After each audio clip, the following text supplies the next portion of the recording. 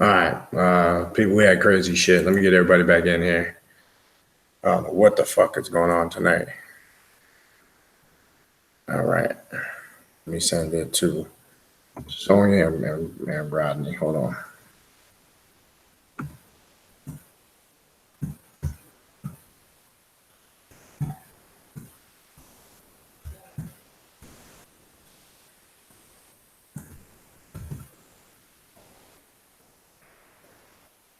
Get everybody back in here. Just be patient.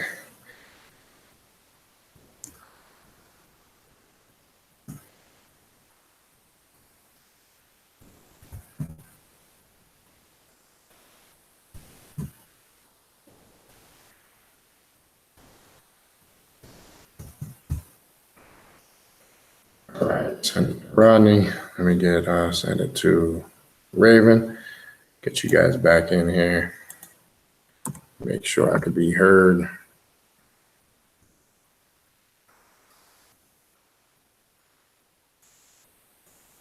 I just sent you the rent link. Make sure it could be heard here. All right, hold on.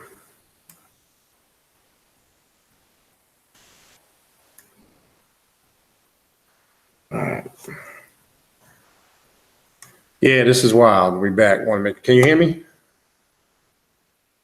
I can hear you. All right. I don't know what the fuck is going on, man. All right. I lost sound. Shit just shut down. Let's just wait till we get everybody in here. Let me just make sure Bokor can get back in. YouTube back up and running? It wasn't down. I lost the sound. And yeah, that went away too for some reason. But when something happened when that person called in on the phone, it just. Yeah, you can't do that. You can't. Not with. I don't know if I sent you another link. You might have to. Oh, okay. All right. I just want to make sure you got it. You got it. All right. We'll wait for you. Yep. All right. Bokor's going to come back. Yeah. Everybody needs to know they needs to come to another chat room because it cut out your internet. Trust me. Yeah. Well, I'm back on. They're starting to pile back in. Yeah. Oni, I'm going to send you the link again in double R. If you're listening, Oni in double R. I'm going to resend you guys the link since we got it back up and running. All right, Oni, I just sent you the link. All right, we got Bokor back. Good. Oni, I just resent you the link, and double R, I'm resending you the link right now, okay? So, Raven, what I'm going to do is watch the bottom of the chat for people that want to come in, and I'm going to have you monitor any questions in the chat, and we'll kind of rotate. We'll go from somebody here live to you for a question if you have one in the chat, all right? Yeah, but the issue was, No, we got, what was the issue? We got Oni. You hear me? I thought I muted myself. No, the issue is that the previous chat room ended, so you had to open up a new one. I got you. Okay. Yes, I got you. I'm just saying when you see something new. So all right, if you guys heard what Raven just said, well, I know people are piling back in. I know Dark Soul had a question, but. All right, so what you do is type in the bottom, retype your question, say, tell them we lost that whole chat log. I can't retrieve it. Understood. All right, so I'm going to put the announcement out there, and then she's going to type it. You're going to have to retype your questions because, unfortunately, we lost all that. I know that sucks ass because we lost. Hey, it's part of it, man. We just got to roll with it. All right, Oni, you got completely cut off. So let's start from scratch again with you. Let's start from the beginning, and then we'll go from there. Go ahead. Can you hear me? You're muted. I think you got yourself muted again. Yeah, she's muted again. Oni, can you hear us? Oni, Earth to Oni. You're muted, mama. We can't hear you. You're muted. Make sure touch the bottom of your thing. You're muted. Can you hear me now? Yeah, we got you. Go ahead. No, I was saying, like I said, you must be getting too much attention, Brother B, because they coming for you right now on YouTube. Oh, they ain't coming for shit. I ain't worried about it. This child's play to me. But go ahead. Bring us I know that's my bitch stirring the pot. We not playing, but I guess I can ask my question now while I still got the line open. Yeah, start from scratch. Start from the beginning. Okay, what I was saying was about as far as hiding your altars when people come over. I had an experience with a gentleman that I was actually going to be married to, and he brought the whole mosque over here, and they thought I was going to throw my shit in the garbage. And well, the next day he came back and he was standing over my Oshun altar talking all of this shit, talking about this is creation, this is not the creator, blah, blah, blah, and all of this bullshit. You know, the next day, that fucking guy went, jumped by his two stepsons, went to jail, and got kicked out of his wife's house. Yeah. Well, then I had another experience. The guy came in then he here should have and became a good person in belief. Say it again, Bokor. I don't think I she said heard. he should have became a poster child of now belief. he was older in his 50s and he was a Libra. So, you know, air signs, I don't know, but for whatever it's worth, I had another gentleman come in here and do the same shit. And he ended up having a heart attack in a cab. So, yeah, I could kind of point with that. That's all you got to tell them. They come in with respect. They'll have respect. They come in there talking shit. They're gonna get their ass kicked. That's right. I mean, it's like on the street. You on the street, you talk shit. And I was taught this. There's always a bigger dog you don't see. I absolutely agree. I mean, it sounds kind of cynical to laugh, but I felt very disrespected. But you know, the thing is that as far as disposing of your altars, like I have 16 altars. I have like a whole ultra room. Now my daughter mainly deals with she deals with my warriors and my ancestors. Now when I guess when the time comes for me to get taken over, should I have a plan for her to do something with those shrines, or should I just have her box them up and put them away? When the time comes, just break them down with respect and explain to them why they're being broke down, and box them up with respect. Just walk up there and have a big box, start sliding everything into it. And if you do it with respect, I never had no snake turn around and bite when you do it like that. Yeah, I had explained that to her, but I'm glad that you're here to clarify that, because I wasn't sure, because my mother didn't have any shrines, but I have my mother's urn. Well, and I know that eventually, I don't know what I'm gonna do with that. Well, as far as the urn and stuff, that's something that you can keep. I mean, that has nothing to do with anything else. But to your question with the gentlemen and stuff that come in, only thing I can say, you can't get mad at the kids that ride the small bus either. Okay. Hey, I wasn't mad at him. He ain't never come back. He left the whole damn state. He is completely not fucking with me at all. That's fine, because what that does is, like with me, it vindicates my work. That's right. All right. Okay. Yes, but when it comes down to breaking the altars down, just do it with respect, the same way you put them up. That's right. And explain to them why it is going on. I have people that tell me that in a small area and they run out of room. If you do it with respect and doing the same time saying, look, if you help me get a little bit more money in a bigger place, I can get you a bigger, put the bug in the ear to help you, to help them. But I mean, as long as you do it with respect, you're okay. If you walk up there with a big box, start shoving things in it, yeah, I'll be mad too, just like I said in my statement about grabbing you by the arm, pushing you in the bathroom in the tub, and shutting the door behind me. You'd be pissed off, wouldn't you? Yeah, and I noticed that also when I had certain people in my house, my candles were burning black as hell. And Oshun said she didn't even want to be in my bedroom anymore, so I had to move her to the back. And then, after that, all hell broke loose. I was like, damn, she went to the back, Ogun came to the front, and then everybody just got fucked up. If you got that much energy resonating in one place, because you're inviting people into their home too. And they'll let you know. I've been down with Ifa for like 18 years, but I'm working with Urzuli Dantor now, and I work with her on Tuesdays. I give her blue candles. That's fine. And I give her Florida water. Just remember, when she's crossed, she strikes. Simple as that. Oh yeah. And people can't understand. I've seen it. She protects your children, but she'll be the first one to take your children. So just now the funny thing is that Yeah, the funny thing you say that is because my daughter was, I know one of her offerings are dry. One day my daughter was eating those pineapples like 3, 4 days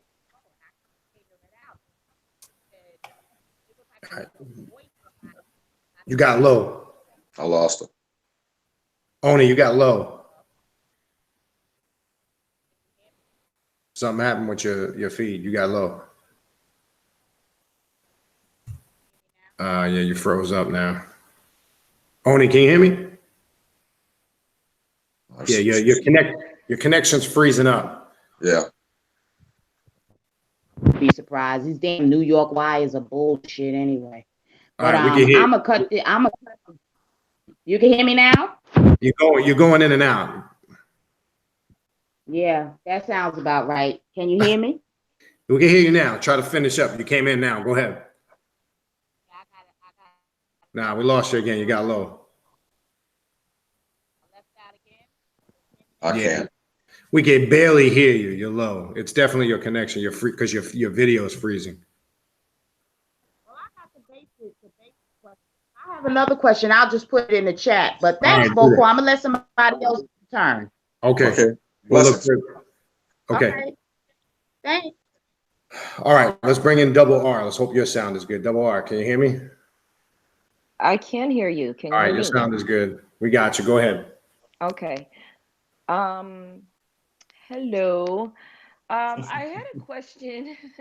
I had a question about trickster spirits, such as Legba.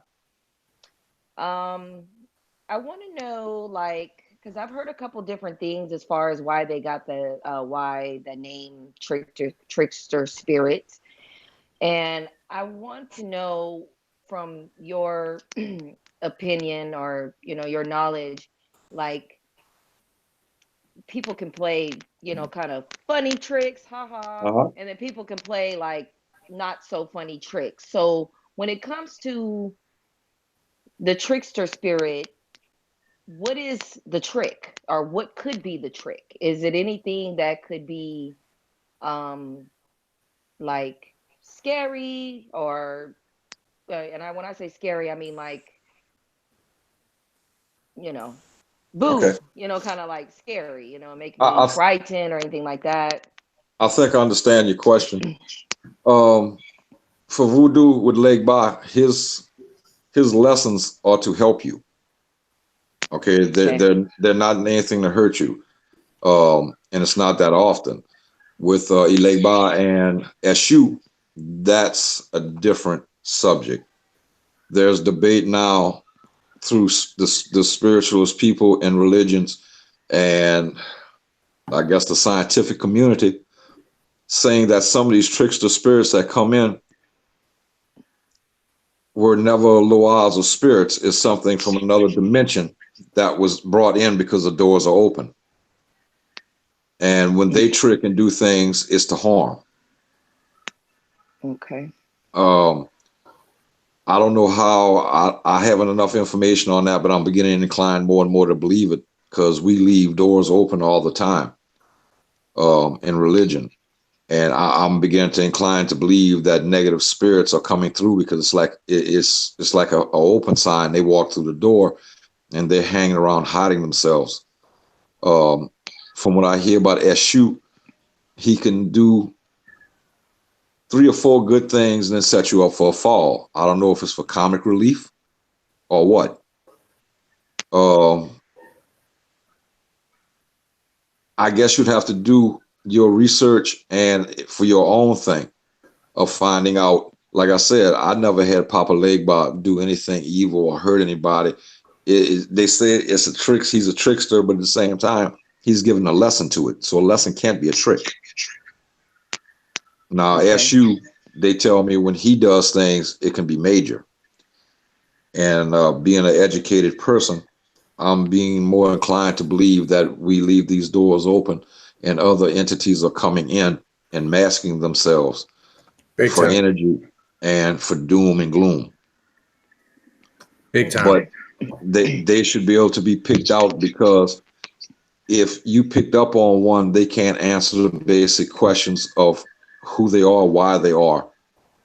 it's always going to be a lie, and you know it's a blatant lie as soon as you get some kind of response. Okay. And if that happens, do a cleansing and push them out. But I'm beginning to more and more believe that we leaving doors open and other entities and spirits are coming in for the energy and for the destruction. Yep. Okay. And I want to add something to that too. I want to piggyback what you said, Rodney, is 100% true. The whole concept of Trickster. It's a good question, Double R. The whole concept, and I've learned that even working with Yeshua, Legba, and Ifa. Yeah, I look at it. It's those tests are to bring that best out in you. I look at those obstacles. In my experience, I've never, same thing like you said, Bokor, Rodney, never felt like any intentional harm or danger was being enacted upon me. I think a lot of that's in the mind of the individual to an extent. But I've always found those tests or tricks, and I look at them more as tests, are laid in your path because I think you're being tested really to see kind of in essence what you're made of.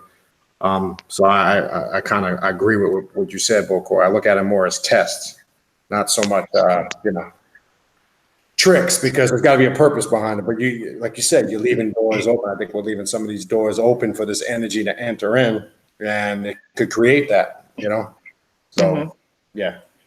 And just since you mentioned doors open, I know that when connecting with Papa Legba in particular, I know that there is, setting the veve certain, to get the doors open. I've not heard of anything to close the doors. So is that another part of the, when you're requesting something like a road opener, for example, you have to ask to, for them to open the road or open the doors for this. Is there anything, at the end of that, so that these, spirits that are not supposed to be there, the ones that you're not trying to connect to, is there something that you have to do in order to close the door, or, so that they don't come in? I think I understand your question. Sorry. Okay. Oh no, that's fine. If you're petitioning Legba, you're of course asking him, Papa Legba, open your gate so I may pass. Right. Okay, you do it 3 times, and when you're finished with your offerings or whatever you're doing, asking for that, you just reverse and say, Papa Legba, thank you for allowing me to pass. You may close your gates. Okay. Okay. Okay. Yeah. I say that we're opening the gates up, but I think in this spirituality, it's wide open anyway. Mm-hmm. And like I said, this is my belief, and I'm believing it even further. Other entities are entering, but you should be able to pick up on that, because you should get a negative feeling, no doom and gloom, but just something, that's going to resonate with you. Like, man, this makes no sense. Mm-hmm. Okay. Right. And I mean, there's ways to deal with that, but you can always close your doors verbally behind you with Papa Legba as you went in, asking them to open the gates and let you go and speak to the Loas. But if you're working with Papa Legba, and a lot of people don't realize this, you don't have to ask him to open the gates. You're talking to him. So if you're doing something for Papa, you don't have to ask him to open his gates, because you're talking to him. Okay. Right. So that'll keep things closed for you. I mean, if we're thinking about it with the negative energies, and people who think they got to recite it, Papa Legba, open your door, and you're working with him, you don't have to. You can bypass that because you're speaking to him. He doesn't have to let you in because he's talking to you or working with you. Okay. Right. And besides, go ahead. No, go ahead. I was gonna say, besides the Haitian deities, do you have any knowledge on any other deities that are known to have trickster type spirits? I asked this just because I had a dream recently, and I emailed the needy about it, but he didn't get back to me yet. But that's okay. Terry's got a million emails, I'm sure. I store it. Um, I don't know if you heard me the other night in the chat. I did see it. My plan is to try to get to it because okay. Well, I'll be free tomorrow. okay. Well, I just wanted to know because I know that one of the deities that came in my dream. Now I didn't see them physically. It was just a name. I just heard the name of two of them. And I know one of them from what I've, been listening into and chiming into, and I actually got a book because I was so convinced that this deity was reaching out to me. But I know that this particular one is not to be played with. So I'm just wondering, I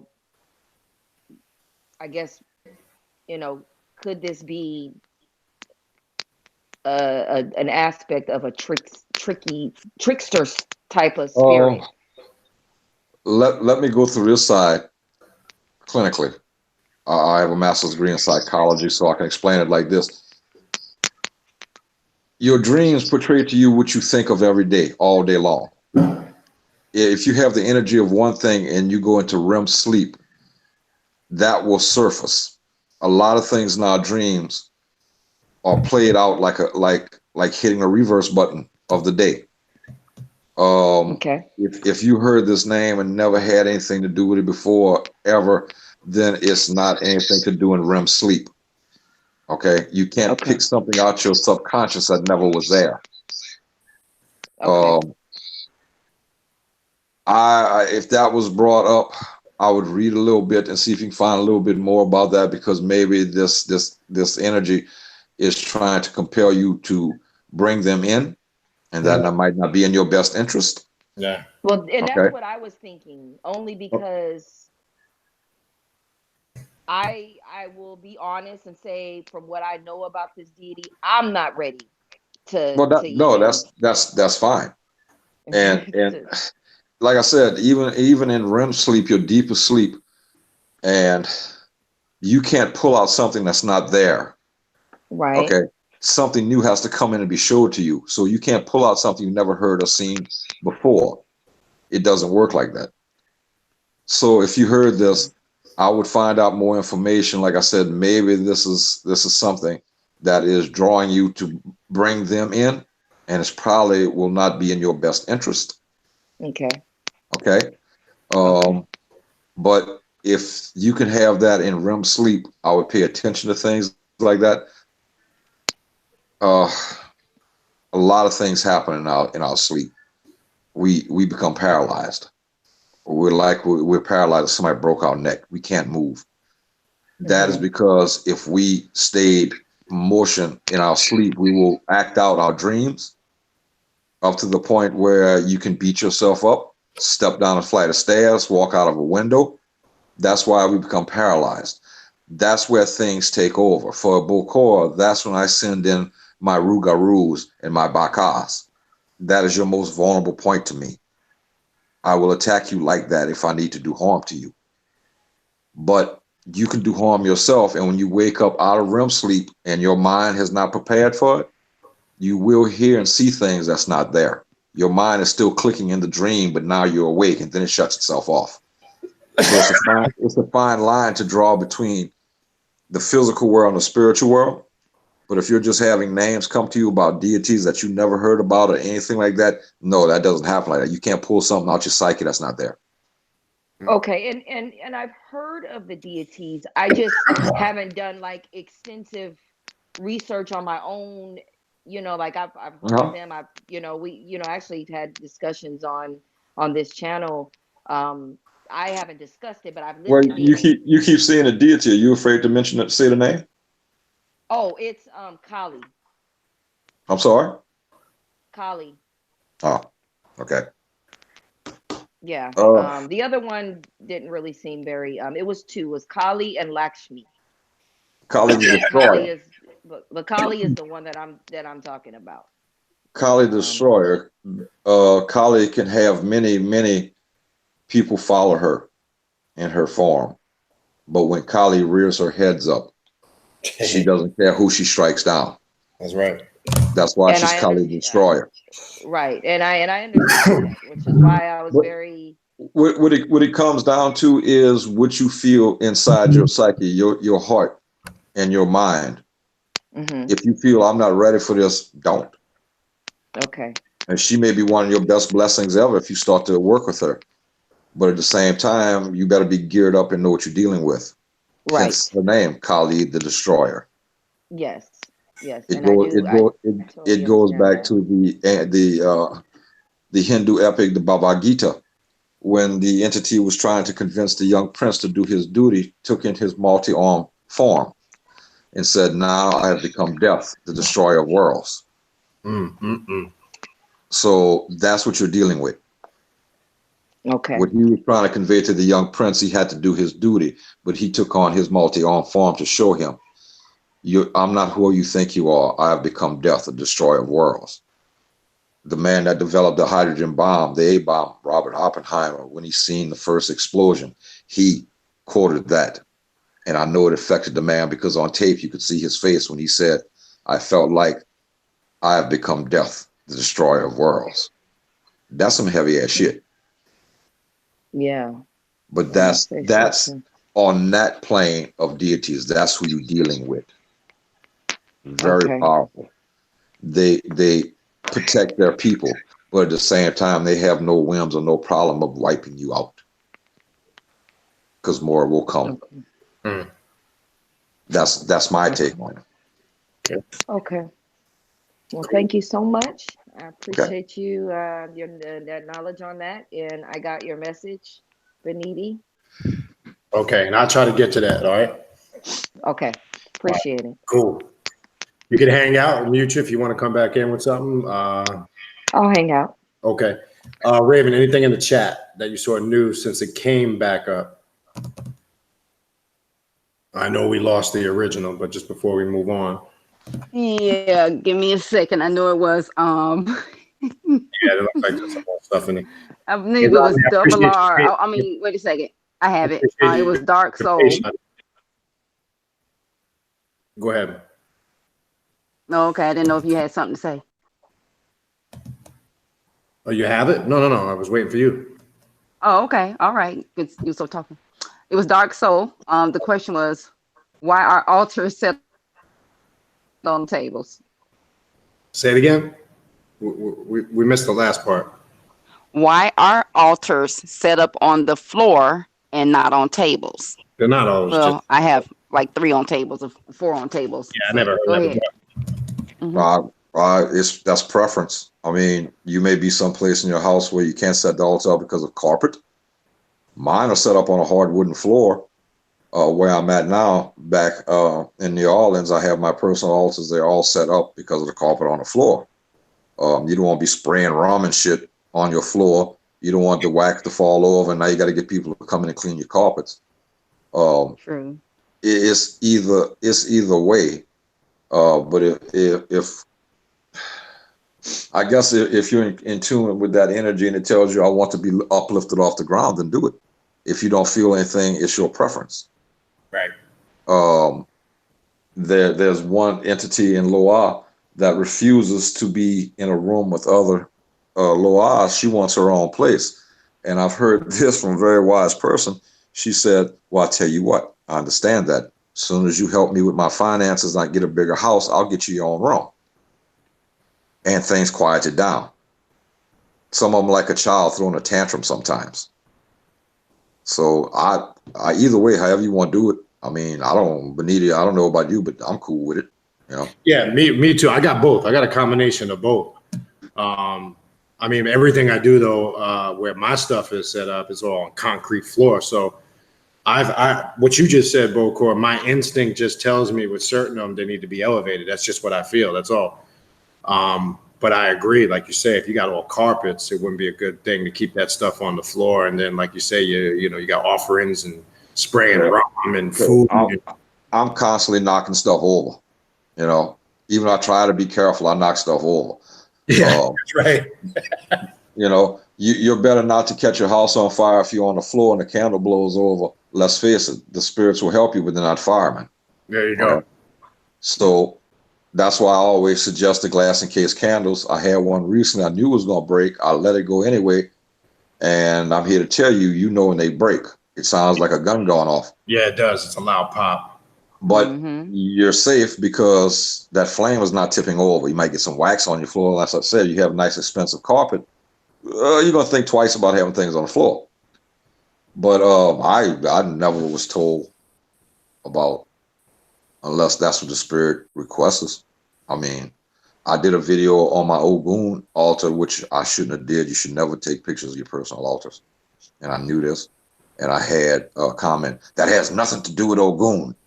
And I even stated my Ogun didn't tell me or direct me into having a cauldron. Right. And I didn't. Now you're supposed to, but if they, you know, if the spirit told me yes, do it, I'd have did it. But I didn't. I guess that's where the person thought I messed up. But as I said in my video, this is how I was instructed to do it. So it's the same thing. It's what you feel. If the spirit, you know, you got a not a good feeling that's on the floor, get a small table and put it on. If you have no feeling at all, either way around. Now, Bokor, it's funny because one thing I get a clear instinct, like when I put stuff there for Legba, you know, I'll put the sigil on the ground, but he don't want them on the directly where he's at. Don't ask me why. I put that on the floor. It wants that beneath it on the floor and wants to be elevated. That's just that. But well, again, yeah. I mean, if they tell you what to do, again, that's their home that you just gave them. As small as it is, that's their home. So, you know, accommodate them unless it's like something ridiculous with the one female Loa. I want my own space. Well, if you ain't got your own space, sister, you're gonna need to help me out and get a bigger place. There you go. And the person that told me that said things quieted down, and she accepted that. Now, did they get a bigger place? I don't know. They never got back with me on that one. But if they, you know, if you have a feeling, do it. If you don't feel it's right, change it. Right. But I'm both ways. I have it on the floor and above on something. Makes sense. I agree. If I could just interject with my little limited is that it was sister that nothing, was sister nothing is limited. Okay. on my knowledge of this here, we're not studying you know, we're not studying trigonomics or quantum physics here. True is that I just follow whatever it is, even if it's putting something on the altar where the altar should be, because I have two Santissima Muerte altars, and they was both, one was above and one was below the other. But I just had to come in my room, and when I shifted my room, for me, I just follow. You learn something about whatever energy it is you're working with, right? So that's what, you know, I was saying earlier, you learn something. But then after that, you go from, for me, I try to just let it be instinctual. I just really don't try to follow nothing. It's what you feel. If you have a good feeling while you're doing, like I said, I don't have the original papyrus papers or the stone tablets to say this is how it's done. Everybody put their own nuance in it. By the time it comes to you, you may be way off center. That's right. So just, it feels like with your above and below, if you change them around, they might have had a little hassle with that, because it's like bunk beds. I want to be on the top bunk, and you put me on the bottom bunk. Exactly. No, I mean, if you doing it and you have, as you going, you don't have this creepy ass feeling or something like that, or you figure something is wrong, or you get your hair standing on the back of your head, then they try to say something. But if you don't have that and you have a good feeling, that's fine. I mean, it's probably is written in stone somewhere. I don't have the tablets.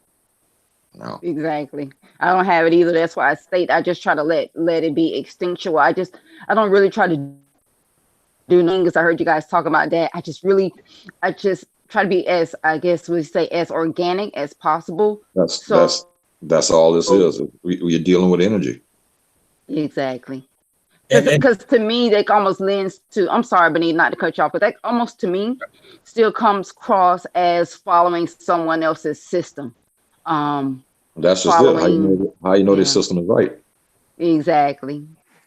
Because I know people that put things on YouTube. I can't find it anywhere. I guess the lady might have died, but she had a thing about the Baron, and she listed Barons I never heard of, going down the Baron Centipede Then she had one Baron Kaka and said, yeah, guess what he's in charge of? I'm surprised you're alive. Right. Okay. I mean, you adding barons that never, so I don't know what happened to her. You know, whatever. I'd be pissed off if I was in charge of shit. Mm-hmm. Right. And let me, if I could on that, I'm glad you bring it up, Raven. And what you were saying earlier, like Bokor, when you were talking about the holy death, and we're talking about energy or something, Muerte. Here's the mess up thing. And I was talking with Raven about this. See, I don't really even work with it and like that aspect that like you were talking about, Rodney, because people work with it like that. They don't know what they're dealing with. There's also a motherly nature aspect of it. And we were talking about that. I'm saying that because when Double R was bringing up Cali and what you were saying to Cali, see, my experience with the Holy Death is it could be that destroyer of worlds, but in reference to change within yourself, but Yes. drastic change. It can be very tumultuous and violent. So you do, like Bokor, you were saying earlier, you do got to know you are bringing different forms of death in your presence. And like you say, death, and that's true. Death has been with us. But I think perspective, and when you were saying earlier, and a lot of us have been talking about energy, it is energy. And I think understanding it is key, because I think part of the problem is, like when we were talking about earlier, I don't think people are really aware of sometimes what they're tapping into. That's all. But yeah, I just kind of wanted to throw that in there, because like with the Holy Death, I don't really work with it in that aspect. I work with it as a road. I agree with you. Like I said, we have Gay Day, and what confuses me about Holy Death, and I shouldn't say this, and I'll probably get in trouble for it. But there's different colors: white, black, gold. Correct. And I've heard somebody on YouTube say if you have a white one and you bring a black one to your house, put a sheet or covering over the white one not to taint her. How can you taint? Oh no, I have a white and a black one. Yeah, How same can you taint energy. the same energy? Well, Same energy. You can't. You can see that's where I think people's personal interpretations come in. But let me ask you this, Bokor. In some circles, and this goes back to more African shamanic witchcraft circles, they'll say, when I say they, I'm coming from Tracy Rollins' book, and Tracy Rollins wrote a book called Santa Muerte. Just your take on this, and she has a section in there where she did some research, and in some African traditions, the 7-colored aspect of the Holy Death, in certain circles, and it could be their interpretation, their practice, where they connected an aspect of that with the 7 African powers. Now, I don't know if that's just something that they're interpreting. The 7-colored aspect I'm talking about, because of her representing, death in the sense of a bridge or a connection between this realm and the next realm, or a gate opener, a road keeper. Uh-huh. I don't know your thoughts on that, or that could be from the tradition that goes into, I would say in colors, if you in color back into the African tradition, I think as humans we associate colors with different things. We still do today. Correct. Good, white represents good. So if you have a tribe that wants to turn around and do something to the warring tribe next to you, I'm quite sure you won't use white. Your warriors will probably dress in black colors and warrior colors. Green these days is for money. Gold is for money.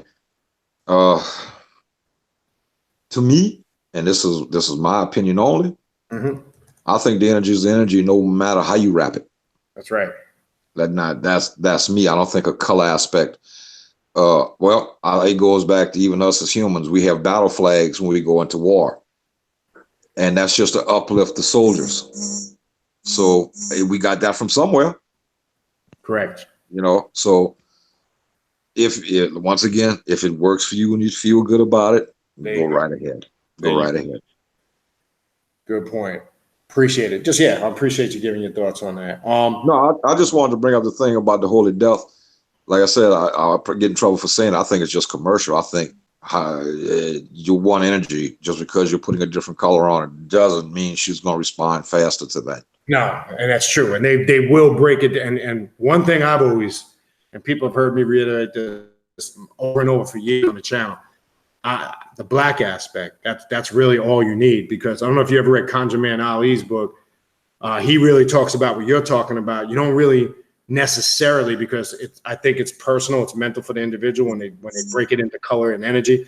But one thing that he says in his book is that you could really do any type of work because the energy is, like you say, it is the energy.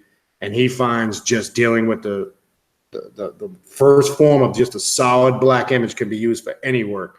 Yeah. Yeah. I agree. I agree. Now, I found that to be true, what you're saying. And I've always told people that. Now, if the individual decides, I think they're the one feeling it. If they decide, like they'll say red is for works of passion and love, the Holy Death is, the 7 color could be used for materialistic things. I really think we as the individuals are what's giving that fuel and power, because we're stamping that in our mind, and we start to really believe it. And that's the power. They believe in colors. When I was making my own candles, I was making clear candles. You could see the herbs and oils as I layered them through. It got time consuming for me. And I'll send a white candle to a client that's been dressed and everything consecrated, loaded, ready to go. And when you sent me a white candle, we're doing love work. It's the intentions that you put into that candle. Yeah, they missing the point. Yeah. Yeah. Well, think about this, Rodney. Who automatically says pink? Everybody will tell you pink, deals with a lot of love work and candles. Where did that start from? I mean, in essence, think about it for a second. I mean, that came from hundreds of years ago, from the empires with the castles and things. Right. To me, love and cherish and devotion, to me, that's gold. So it's everybody's perspective. You can go to a crime scene and ask 9 witnesses who stood right there and seen it. You're going to get 9 different views. Exactly. You start off with somebody as tall as a basketball player, and by the time you get to the last one, it was a midget. So I think it makes it easier for us in our psyche to match things. Green is for money work, love, pink, red and pink is love, and black, that's bad. No, black can be used for protection. Correct. It's your intention you're putting it to your work. Same thing. I could have go back in time, dressed Jack the Ripper up in all white. He's still going to slaughter people. That's correct. It doesn't make a difference. He was an energy, and the color wasn't going to make a difference. Okay. I hate to say this, and I'm gonna get in trouble with this shit too. How many holy men or women you've been around that's dressed in white and you get this creepy ass feeling? Oh yeah. Okay, that's why I said let's go. I mean, it goes back to the Star Wars movie, man. You need to try the little Jedi mind fuck on somebody else. That's right. It doesn't matter who you try to color yourself. You will perceive to the world exactly what you are. When I go to rituals and things, I do not dress in white. I'm a Bokor. I dress in black and stand in the background. I'm still a full Hugan. I can dress in white, but I'm labeled now. I'm tainted. White doesn't belong to us. That's correct. So it's our interpretation that has been passed and ironed down into our psyche for hundreds of years. And we're not going to change it. So color is color. And if it helps you to justify color with something you're doing, good. That is your intentions even stronger. It took me a while to convince clients a clear candle will bust your ass just as fast as a black one. And you're looking at it. You see the layers of oil, the layer of the herbs and things. You know you got something loaded here. But it's clear. Oh, man, here we go. So... You know what? I like that. I like that he stated that. I agree with that as well, because I make my own little oils. I try to do my own little damn thing. And I was speaking to my mom about it. I'm like, who's to say, why should I have put something green in the oil, or why should something be green, or why should something be orange? Why should it be? If you are setting it with the right intent, it is what it is. You're frying that puppy up. So it's your intentions. 140 years ago, my great grandparents didn't jump in the car and go to the Botanica. They made their own candles, and it was white. Why? Because they didn't have color like that. Mm. And it worked for them. Mm-hmm. Like I said, my clear candles. I was still on the phone with 30, 40 minutes with a client trying to explain to them that's a loaded candle. So colorization, and that's the bad thing today. We see color and we associate it with something, and it's not right. And we do that in human beings too. So we're not on Get top it of the food. starting We're out. not on top of the food chain. Yeah, yeah. Mm. But like I said, I could put Jack the Ripper in white. He'd still slaughtered those people. That's correct. It's the energy inside. Well, I I think have a question. go ahead. Mhm. I wanted to know, has anybody experienced, like, say you bought your somebody around your, I'm not saying like showing your altar, but they happen to come over and they see your altar.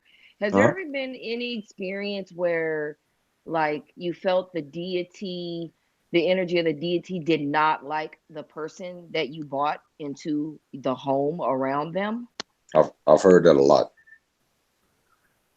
I've heard that a lot. That is your deity. They're there to protect you, your Orisha, your Loa, whatever you want to call it. They're there to protect you. They're picking something up on radar and trying to tell you that's not the best people to be around. They are throwing some negativity that the spirit does not like. Once again, we can bullshit humans, but you can't bullshit a spirit. Right. They're going to see who you are. So if they can pick up on something like that, just walking into a room, what you need to do when they get like that is invite them back, lock the door, and sit them in that room, and you'll have all the answers why it's not liked. You know, so yeah, that'll be evil to do to somebody, but hey, sometimes you need shits and giggles in your life. But if that happened, that's your personal space. And you're proud of it. You want to show people, but a lot of people are closed-minded. They will walk away thinking that you're a devil worshiper. They'll walk away thinking you're a completely nutso-rutso. Right. And I then know that if the deity or the spirit, whoever it is telling you they didn't like it, then there's something they picked up on that human being they did not like. And they're there to protect you and to help you and to serve you, just like you serve them. Okay. Now, when you get an answer from them, I don't know. But that'd be a red flag for me, not to deal with this person or not to let them back in my house again. You know, right. not to be walking down a dark alley with them. Right. Well, I know I've heard that with Santa Muerte, which is really the only one that I work with on a regular basis, that is just a part of my life. You know, I've heard that if someone, you know, that is not familiar with this path and they are talking crap about her or, you know, have bad, you know, negative things to say, that you better be prepared to defend her, because she's, you know, because she get in her feelings like that, if you understand what I mean. And if you're not prepared to defend her, then, you know, it's best to put her away before she's exposed to anyone else. If you know, psychologically, I would have to say this clinically, that is in our minds. Okay. If they don't accept her, well, she's holy death. She'll know all about them already. That's She'll right. know who they are, what they're going to be. So it's not hurting her feelings. That she's going to meet them one day. So, right, that's very true. But defending something, her honor or something like that, I don't think something that powerful needs their honor to be defended. It's self-explanatory. Mm-hmm. But if they're speaking negativity out loud, you can shut it down because it's insulting you. Like I said, if they feel a way about it. And I would be insulted. I would feel insulted. Yeah, of course. But I mean that she was a human being. And that's why I'm trying to walk on this fence line from spiritual and clinical. She knows them. They're not hiding Jack Diddley shit. She was there when they were born. She knows all the nasty little shit they do behind closed doors. And she will meet them one day in death. So Right. I think it's us as a human being to be offended by that, and you can put your words in certain ways just because they don't believe in it. Why are they pushing their opinion onto you? They may Right. leave from your house and go molest colleagues. You gonna follow? Exactly. You know, So and then, let me just add this to that too, because with the holy death and a lot of the stuff I agree, like what you're saying, Double R. I think that comes from, like, let me give you an example. There'll be these stereotypes, and Bokor mentioned it earlier, and we know this. It's always just the aspect of her, focus with working with Mexican drug cartels and all this. And like Rodney said earlier, look, you can fool yourself to think that when them bullets start coming at you, that they ain't going to penetrate you. See, I dispel the myths on all that because I've always presented the holy death, kind of like Kali. Even if you get into the Egyptian pantheon, like Sekhmet, even like Oya, they're road clearing energies.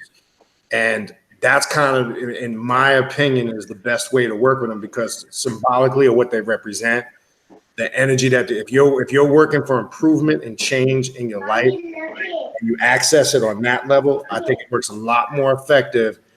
I don't think you can approach any of the stuff we're talking about tonight. I don't care if it's like you're talking about 7 African powers. If you think that you're indestructible and nothing can get to you, or you look at it like I can't do, and they do that a lot in Ephraim. It's like, oh, you shouldn't do that. But like when you come before, the altar of Oshun, you got to do this. It's just, that's some of the things that kind of pushed me away from it, because I started to see that this is kind of like, all right, people's interpretations of it, and that's okay. Like Bokor said, if it works for you, cool. But I just started to see where I think the problem comes, and that's why I said on the very beginning of the show, before Bokor came on, we have to, understand there's different perspectives of this. We don't have to agree with them all, but we have to understand where this stuff comes from, because I think it helps in whatever decisions we make. But I don't look at the holy death in any of those aspects personally, because I agree with Rodney. A lot of those things, like your death, you know those things. How could you offend? It just, to me, that's where I think the human frailties, for lack of a better word, I think that's where our human nature and condition comes in. That's just my opinion on it. But yeah. Okay. And earlier too about working with the energy. It's like you have to work with that energy to know that energy for yourself. You can do like your basic research, but then you work with it to find out how it works for you for yourself. So I think with me, I look at it like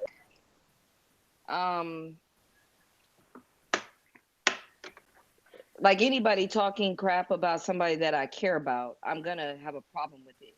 yes. So understood. I don't separate. Yeah, I don't separate. She's in my opinion and how I feel, she's in that category to me, Right. And I know that if I someone hope my answer didn't come across wrong or anything, because I'm always catching myself walking a tight wire of spiritual and clinical. we don't walk no tight walls. We ain't walking no tight walls. We're open-minded here, Bokor. We not like that. I catch myself walking on a tight wire, it's spiritual, and I catch myself talking clinical. I That's can't. fine. Sometimes you need it. I understand that. I'm like that. You talk shit about one of my friends or one of my relatives, I'm gonna crawl on your ass like a pit bull. There you go. Simple as that. Get it. And it's okay. If they don't believe, they will on their last breath. They will. Okay. She will be standing right there. And if she's like a lot of humans and like me, I don't forget. I will bring up those remarks to you. And why I'm leading you off to the levels of Dante's Inferno to go do your duties. I got the last laugh. Okay. Yep. Yeah. Okay. Well, we got some more questions in the chat. Death always win. I've been trying to figure out a way where I can leapfrog through French centuries. I ain't figured it out yet. No.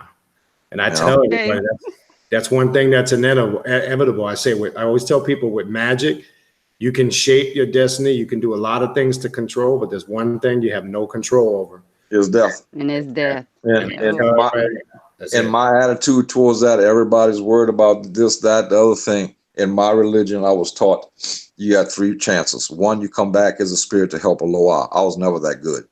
2, you get to come back and try it again. I don't know how many times I've been here. Undoubtedly, I didn't have it right. So I'm cool.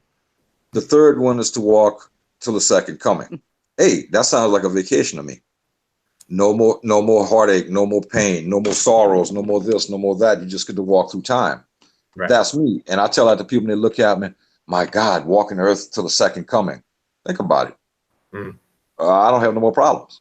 Right. Makes sense. I don't have to buy no more airfare. I don't have to worry about TSA no more. Like I said, I'm not coming back again because I don't know how many times I've been here. Undoubtedly, I'm not doing it right, and I'm not trying to be facetious. Because we're talking now, if I did it right, I'd be a multi-billionaire. Would be worried about y'all.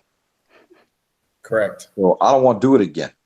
So no matter what, defend it. That's human nature. You defend who you love and who you believe in. But at the end, she is going to remember that on their last day and say, hey, remember what you said? You know, let me stick this sieve up your ass. Come walk with me. So it's that. I understand that. So I mean, if they're attacking something you believe in, how fast will be they will be to attack you with remarks and shit. Right. So, and I don't do that. If somebody believes in something or they love somebody, I'm not gonna stand there and after the woman leave, man, why her hair look like that? Why her skin all ashy? I ain't doing that shit. All right. Beauty is in the eye of the beholder. Right. So I know I say some things that's off the wall, but I say things I used to say on the street so people understand what the hell I'm saying before I got to shoot you. There you go. Okay. There you go. So I'll drink to that. I don't do that. I don't unless I'm mad at you. Oh yeah, and I'll cut you down because you did something to me where I got to retaliate. There's 3 rules I live by in life, and I try to tell people they're real simple, not spiritual, or nothing, no shit like that. I will not be made a fool of. I will not be taken advantage of, and I will not be laid a hand on. If you can click that in your psyche, you're gonna be okay. True indeed. Then you're treating human beings like you want to be treated. And if they don't want to be treated like that, you don't need to be around them. True indeed. So take that little part with you when you leave. Thank you. All right, what you got in the chat there? Yeah, in the chat, we got a couple of questions going on here, and I just don't want to lose them. So I want to get back to the chat. We have a question by, excuse me if I screw this, Sir Rich 3. The question is, which Loas are forgiving when they know you are learning? I think they're all forgiving. Now, this is my opinion. Brother Benita can clarify if I'm not. I think they're all forgiving while you're learning. It all depends who you are trying to learn from. Like I said, if you picked up and started with Metcalfu, I don't know too much about him forgiving too much. Not at all. Same thing with the Barons. They'll laugh and joke, and it's just good this time. The second time, the laugh might not be as hard. The third time, if you get bitch slapped, oh well. Okay. They're all forgiving. I make mistakes, and I'm not learning. I'm not finished learning yet. I make mistakes, and they show me things when I make mistakes. It's to learn from that mistake. That's right. And Bokor, you're 100% right. I always tell people what covers that is your intent. Yes. That deals with the forgiveness. So if your intent was good and you fucked up and made a mistake, it's okay. It's okay. And I tell people, don't focus on that. But if your intent was in the right place, I'm a firm believer that all takes care of itself. It is. And it is, once again, it's who you're dealing with. Metcalfu might be forgiving the first time. I wouldn't try that shit 2 times. No, because I've known people that they've worked with that. They've gone to the crossroads at midnight and opened up a fucking door. And Cafu can torment and torture you if you don't know what you're doing. And as a joke. Yeah, it's you don't want to fuck with that if you don't know what you're doing. No, but I think it like the brother said, if you do it with your intentions good and your heart is good, correct, and your mind is good, they are forgiving. Correct. But you have to learn from that. unless you ride the small bus every day, and then they got to take it, take that with them. Swiss cheese bus. Yeah, you know what I'm talking about. Yeah. But no, I think if you're doing it right in the proper way, you are going to stumble. I still stumble, and it'll be okay. You learn from your mistake, and that makes us a better human being, I guess. Now, what I've always learned with Kung is, I mean, when dealing with destructive magic, you should really only deal with Kung if it's absolutely necessary. That's just my experience. Exactly. You go to him with the utmost respect when you need something. Right. I don't know too many people unless they're pure black magicians, and that's his protocol. That's his people. I guess I could get away with being a Bokor and a black magician with an altar to him because that's his pride and joy. Mm-hmm. But at the same time, I might be his pride and joy, but I'm not his son. Yeah. Yeah. That makes sense. So, and if he take the car keys away from you, that might be a whole new subject. That's right. That's right. All right. What else you got in the chat there, Raven? I got another question by Oni. The question is, she dreamt of a male individual sinking down in a Olympic-sized pool. She want to know your thoughts on it. Thinking of a male sinking down in an Olympic-sized pool. All right, we're back on a tightrope again. Spiritually, if you're open enough and in tune, they're trying to show you something that is going to take place soon or in the future. The representation of somebody sinking down in a pool is somebody at their last wits that's reaching out for help and nobody's helping them, i.e. drowning. Clinically,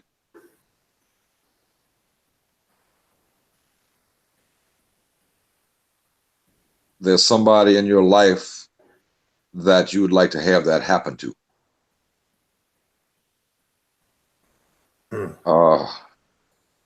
I mean, you can flip the coin both ways on this one. This is what I feel. I mean, to me, spiritually representing somebody who can't make it no more. And the Olympic-sized pool is, you're not that close to the edges. So if you can't help yourself, somebody has to come get you. It's not like you can reach out and touch the corners. That's my interpretation of it. Clinically, you're putting somebody that in your subconscious you can't stand sinking and not making it. That's my interpretation. I'm probably way off base. No, I wouldn't say that. I think that's on point. Well, I always tell people this with dream, and I'm glad you added that last statement. Dreams, they're personal. They convey many different messages. I believe the only real person that can interpret your dreams to the core are you, because you had the dream. We can give our explanations and interpretations on it, but I think it definitely deals in that area which you're talking about. That's definitely what it is. But that's the thing sometimes. Dreams, to me, are very personal, and it's never what it is on the surface. It's always symbolic. It's always symbolic, and it's something that your psyche pulled up out of nowhere. Correct. So I know people that's learned, people with PhDs, and that's all they do is interpret dreams, and these people are beginning to become batty. I mean, you can't answer it no more. And sometimes you don't have an answer to it. That's correct. That's correct. All right, we got Lady Shalise here. Then we'll go back to the chat, and we're going to get to your questions, people. We're doing our best. Lady Shalise, how are you? I'm doing well. Go ahead. You got the floor. Okay.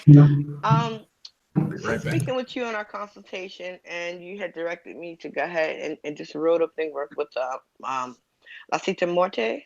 Yeah. And so I went ahead and got, I told you I got as much information as I could get about her, and engaged myself inside of the spirit, started to feel, the energies and things like that. I didn't at that point have the altar set up directly to her, because where I wanted to put it, I had to clean a whole entire area for that. Right. So in my head, since we're the altars anyhow, I bought the stuff, I just had to clean the area.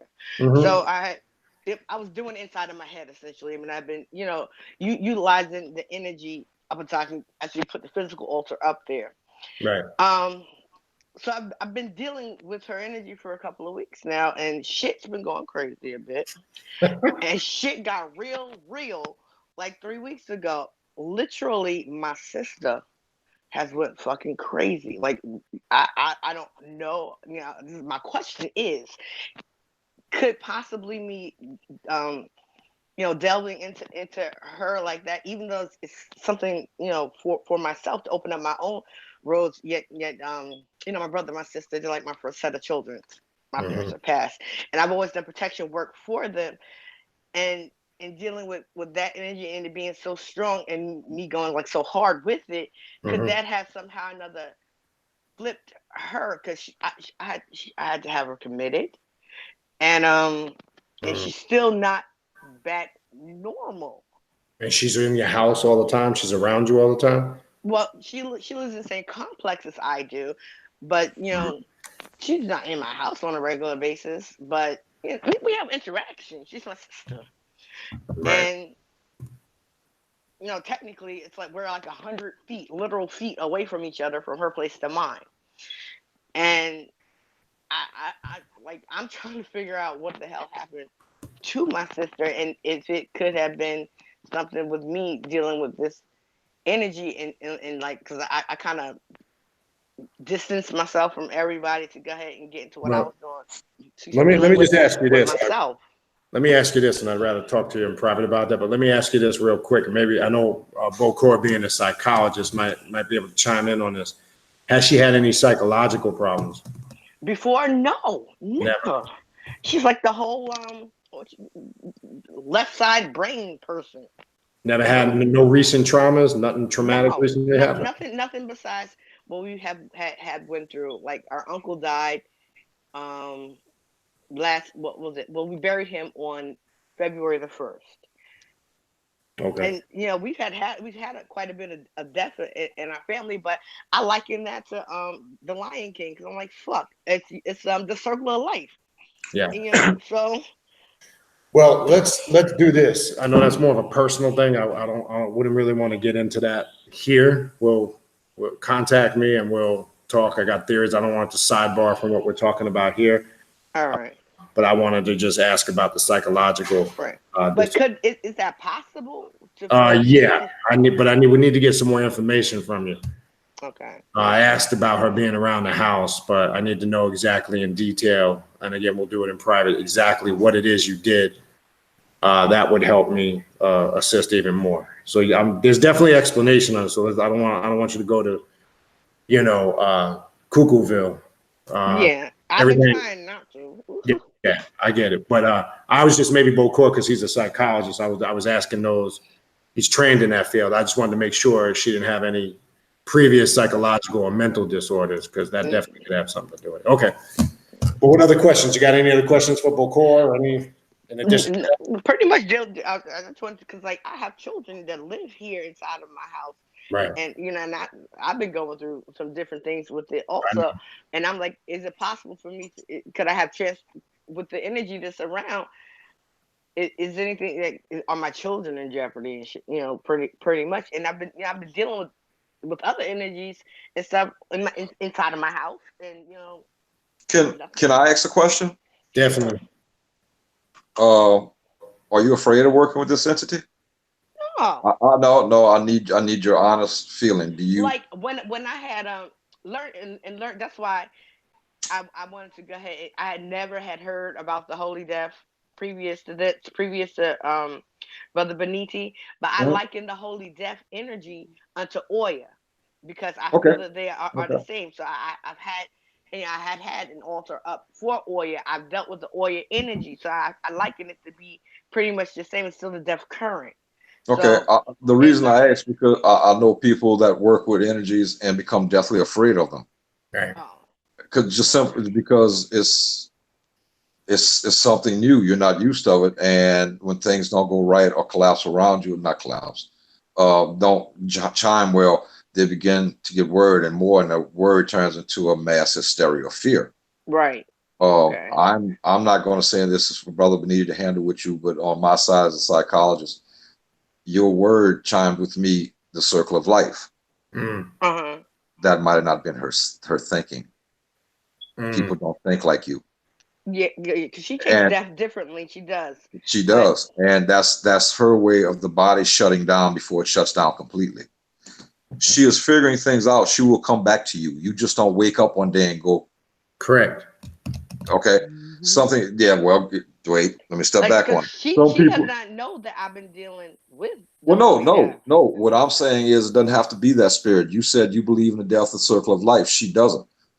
That's I made a false statement. Some people are born with problems. Okay. Okay. Some people, traumatic experience brings on Correct. problems. Okay. I have been diagnosed myself with PTSD, post-traumatic stress disorder. That's the shit I seen on the streets. Right. All right. I know how to deal with it because I'm human, and I say I know how to deal with it. I don't. I see the face of every dead body I ever stood on. Wow. She's handled it different. She will come back to you once her brain sorts things out. That's what I'm telling everybody. I said she's gonna go ahead She and, will. and she She deal will. with it how she's gotta deal with it. She's She's gonna be got all right. My thing is like she's gonna be all right. that is the brain is going to shut down and fix the computer. There's an old saying that the body will kill you to cure itself. Okay. That is true. Don't never doubt that statement. But psychologically, she is shutting down to process things. And if you get rapid fire bullshit at you, sometimes it's a circle of life. To her, it's traumatic. What's next? What's next? And your brain will shut down. There's too much information going into the computer. That's why I had asked about trauma. Something happened. Now, if you was raised like that in that turmoil and shit, you can suck that shit up and keep rolling with it because I've seen this before. But other people deal with things differently. She will come back. She and I, we call her like the yin yang twins. Technically, she was born on my birthday, but 10 years later. Well, and only thing I can say as a psychologist, you, like I said, you just don't wake up one day with a mental problem. Correct. If you never had it, it's a traumatic experience that pushed you that way. Correct. Some people get pushed to the point where they become psychotic and start acting out their shit on other people. Okay. Taking their pain out on other people and they begin to enjoy it. Hence, serial killers. Most serial killers, all of them are psychotic, and they had something go wrong in their life where they are reaching out, inflicting pain that they had, but then they begin to enjoy it. What happened to her from the small information you're giving me, she shut down until she can process it. And she will wake up one day like it never happened. And it'll be a better time for her because now the brain can process it. But I think nothing to do with any of the work that I'm doing. No. Okay. Why would this entity reach out and touch somebody like that? Why? I don't know. It don't work like that. It don't. Unless you took him two on the ground and pissed on him. Not at all. Okay. Well. Not at all. Okay. I'm sorry I say things, but I try to get it the best way. No. That's I'm glad you did that, Bokor. I was asking about the trauma because, like Bokor's saying, that just doesn't happen overnight. Now, I think what she got was several blows back to back. Hence the old thing during war, shell shock. Yeah. Their mind can't take it no more. It shuts down until some of them get better. Some of them, it all depends how strong this was. Correct. But what she did is clinically known. Most of the time, it's just called an episode. And when it processes at her own speed, she'll be all right. She'll be back to y'all. I hope so. Because she's home, but she's not back. She's not finished. She's not finished processing it. And she thinks that she's normal. I'm like, fucking how I get fuck up. My God. Well, I don't think none of us is normal. I think we all are bubble. Yeah, we all got issues. A little bit crazy. I got issues of my own. But I hadn't sat down and diagnosed her. I would have to and sit down and talk to her from the beginning to the end. And I don't want to take this much longer because I don't want to step on anybody's toes. But clinically, I think once she processes it, you're going to get her back. She won't be a knight in shining armor. It'll be the same person you had before. Okay, now that'll work. But the catch is, she is more susceptible to trauma now. Okay? Yes. It doesn't harden you. It fixes it, but now you become susceptible to trauma. And Just watch what happens around her and keep an eye on if anything else happens and try to stop it before it happens. I'm not talking about, stopping death. Because you but can't. handling her a different way, doing it. Understand more, she's more susceptible. Okay, because she may slip back and again never come back out. The brain just may say fuck it and stay like that. But I think in a few weeks she's going to be back the person that she once was. It's not going to make her 100% better. She's going to be whoever she was, but she needs time psychologically to process this. You process it by circle of life. I process it. I hate to say this. I process it like I was on the street. Better you than me. That's where I'm paying for. That's what I'm paying for. That remark I clowned myself all them years for, and I'm paying for it now. If I'd have said circle of life, I might be better. But when I clown myself by saying better you than me, I know I'm paying for that. I know it's cold, and I shouldn't have been like that. But I think she's gonna be all right. Yep. That's my take and my diagnosis. So, like, with the way that I've been, like, in processing the holy death, and pretty much not comparing, but seeing the likings towards Oya, and pretty much working with it like that, essentially, that's not. I don't think it's wrong, but it's essentially the same things. They're the same. They work with the same type of energy. So I just see it to be. And if you're working with, let me ask you this: when this happened, did you go back to Holy Death and ask for help with your sister? Give her strength? Yeah, I have an altar dedicated to my siblings. Well, so I work with my siblings. I mean, she's Holy Death. She's not ready to take her. So Right. that it's not that spirit. There's nothing. I mean, I might have made a remark about throwing the ground and pissing on her, but I was trying to convey a message. If you did some stupid shit, I think she'd reach out and touch you before anybody else. Correct. That's what I was thinking. So it was completely confusing. I got my shit going on since I started doing this, but it was not like all the way to the left like that. No. I wouldn't worry. I would get that out of my mind, because if you hold that mindset, you're going to be afraid to walk into that altar room and look at that altar. You're going to be deathly afraid of that spirit. You cannot have that. You can't have that. You can't. You cannot be afraid of who you're working with. See, and what I'm also hearing in you, Shalise, I think what's going on also is with the stuff that you got going on, which we ain't going to get into that, but the stuff that you got going on, I think there's a lot of change and stuff around you, and you're now sensing it. I think what it's done is activated it a lot more. And like Bokor is saying, don't start putting the stuff in your head about your sister and this and that. I just think that your awareness has been heightened and quote unquote super sensitive in a sense, but don't start formulating your thoughts along those lines, because like you said, then you can become subconsciously, well, I'm not talking about consciously, subconsciously, you might say on the surface, no, like when he asked you a few minutes ago, that was important. Let me ask you, do you fear working with this entity? And then he said again, no, I want to honestly ask you, and I caught what you said. There is something there subconsciously that is implanting those thoughts. So I think that's part of it.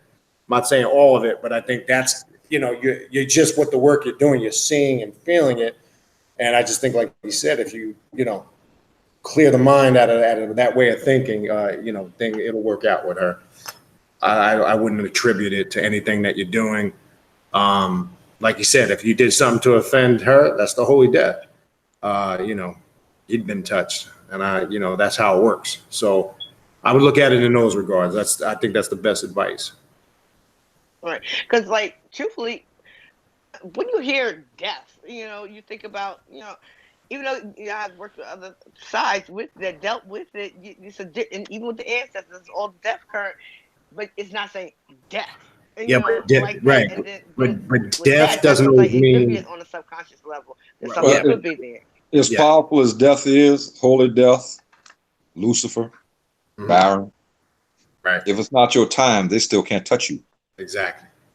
They have a lot of control, but they don't control like that. They can't force you to walk in front of a bus. It's not your time. And I'm not saying like as far as me fearing dying or whatever. I'm saying as far as like working with an energy, and you calling it the holy death. Like that's why I did as much research as I did, because Well, you could go you could go through the voodoo pantheon and your mouth will drop how loving and nurturing and caring this is, and they can turn around and kill you. Right. They have that power. Right. And some of them some of them get a little bit elevated because the Gay Day Baron, Holy Death, they get elevated to that because that is their niche. But he's right. Don't start fearing what you're working with, because it's nothing you've done. She's not reaching out like that. I just think that she can't process the information that hit her so fast. Right. And people these days are fragile. Some I people said everybody's on the edge. Everybody's on the edge. We're all on the edge, but you know how to handle it by saying circle of life. She can't. She's trying to process why this happened to this person. Why this happened. Man, you keep asking that, you're going to shut down. I call it vapor locking. Just like your car, when it vapor locks, you leave it alone for a little while, you'll crank right up and drive right down the road.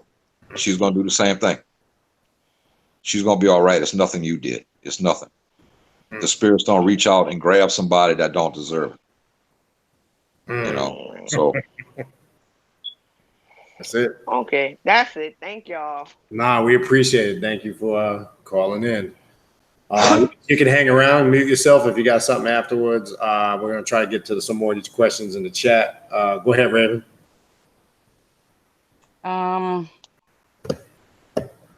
Shit, I thought I put her to sleep.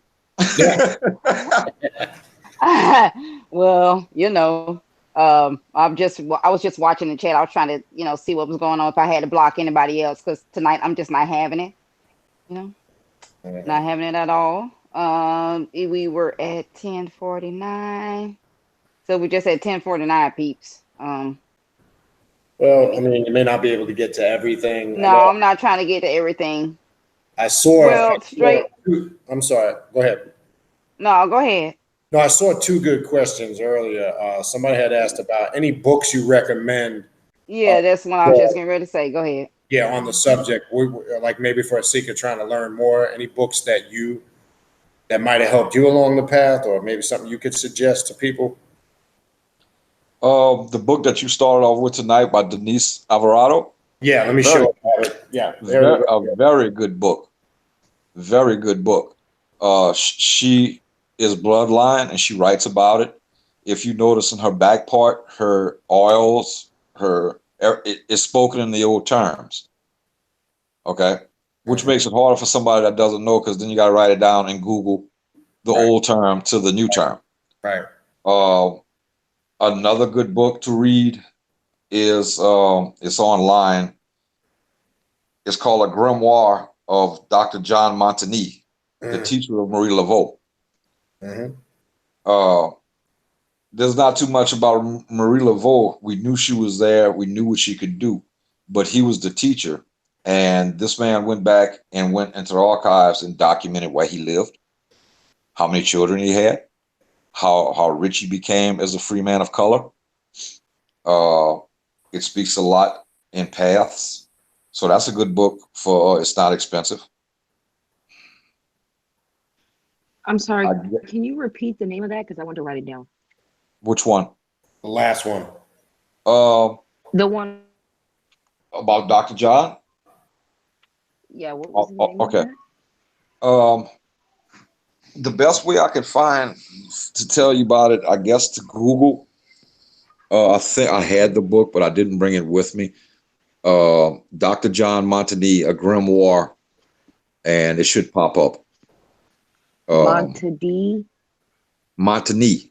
John Montagny. That was his real name. He was the teacher of Marie Laveau. To me, he was the first Bokor in New Orleans.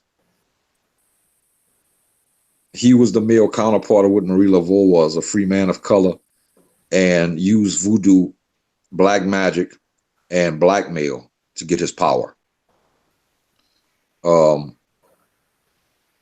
Sometimes it rattles on about a man that read it, but you can pick it out. It's not that much of a headache, but he goes in depth of showing the background of the man through the city archives with permits that he had, his house, what he owned, And I always said after I read that book, if we can track down his bloodline, they are millionaires. Because he owned land in downtown New Orleans back then was just tall grass and swamp. All these skyscrapers in downtown New Orleans, that was his land. So if he got a bloodline, that's their land. But good luck on finding the bloodline. That's another good book to read. It's not that much. That's New Orleans voodoo. There's many books on voodoo. It's usually Haitian voodoo, a smattering of New Orleans voodoo. You can get books on Santeria and Ifa and read and begin to learn. It helps. I mean, if you can get a little understanding of each, it makes you a better person. It doesn't make you closed-minded. Google is a great source. I mean, there's all kind of things on Google, but you just got to watch. You got some people writing shit that don't make no sense, you know? And once you begin to delve in some things that you read, you can be able to pull out the bullshit in writing because it doesn't make sense what you just read. Correct. And that's about the two that I know of. I don't know anybody wrote anything on Marie Laveau yet. You can type in on Google history of voodoo in New Orleans, and you can get paragraphs of it and read, and it's pretty good. You know, so it got to the point where they took over in New Orleans. If you're going to do something about voodoo, come into New Orleans and make a movie about voodoo, you have to hire consultants that know what they're doing, and they run you down. This is what's done. No, we're not doing this. That's not right. That's magic. You know, that's Hollywood. We're not going to put up with that. The movie, not the movie, the TV show, The Coven. What was it called? American Horror Story, The Coven. American Horror Story. Okay, did you see that? That is fact-based. They stayed online with the consultants, except for Papa Legba. That's not Papa Legba. That's Baron Samedi. But they couldn't argue the point. The producers wanted Legba. You can only argue so much. But everything else that was said, from what I know, is almost word for word. So whoever the consultant was, the writer, the producer, the director, listened for once to the consultants. And the only thing we had a problem with was the portrayal of Papa Legba. That's not Papa Legba. If anything, you was dealing, if you want to do it like that, you was dealing with Metcalfu. I mean, that was just pure, unadulterated evil, the way they portrayed it. To me, that's either Baron or Metcalfu. But it made good for a storyline. So if you can pick that up and buy the episode, it's good. I mean, they kept in line with it. And I kind of believe deep down in my heart, Marie Laveau is not there. She's still walking around. So that's about as far as I go. Okay. We got Brother Ammon Blackstone. Peace, brother. Peace. All right, you're on, Bokor. You got a question for Bokor? Go ahead, brother. All right. What's up, fellas? How y'all doing? Good, man. I'm enjoying the show. I'm enjoying the show. Yes, I do. All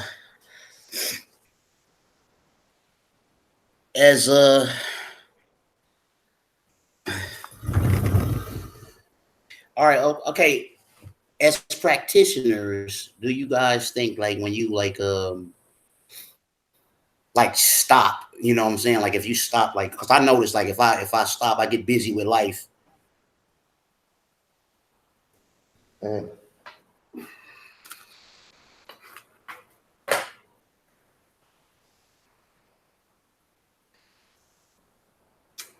Did we lose you?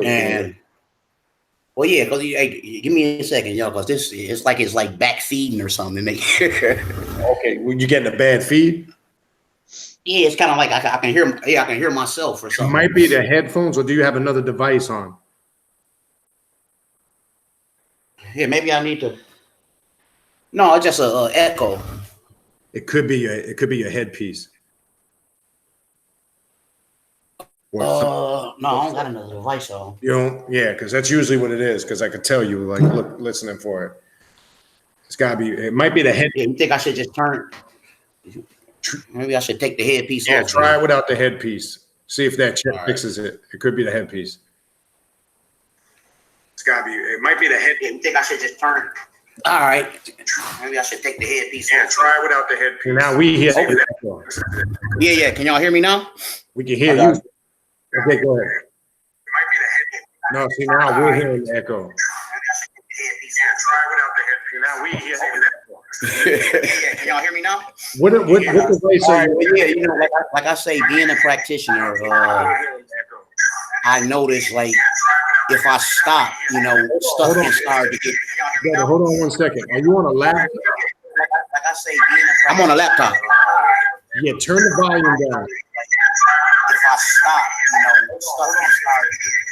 Hold on 1 second. Are you on a laptop? Okay, yeah, I turned it down. Turn it all the way down. Talk. Go ahead.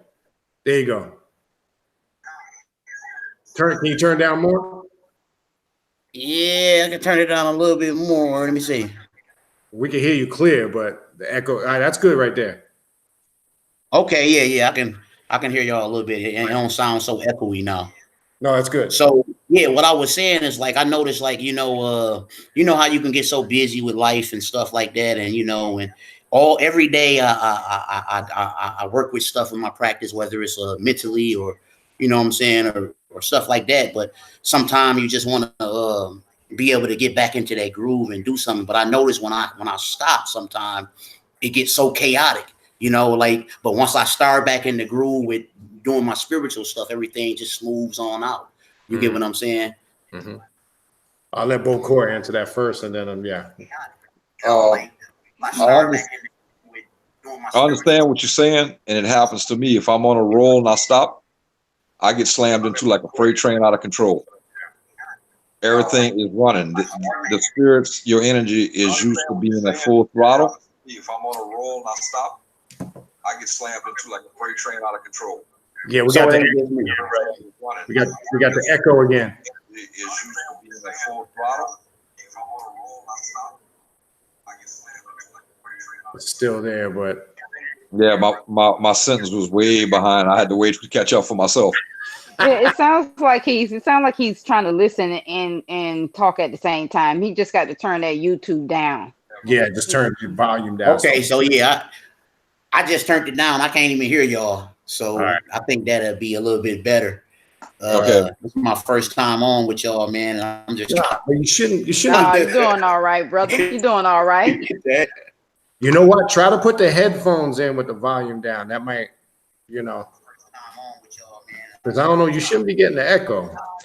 It's not on echo. It's late. I mean, yeah. My sentence still coming through from a minute ago. Right.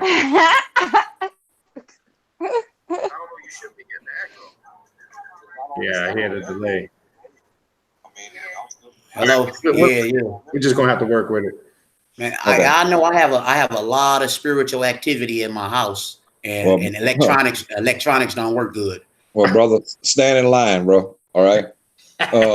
What I was saying is, I'm the same way. When I get on the roll and I'm working and I stop talking about I'm gonna take a break, shit pile up like a freight train out of control.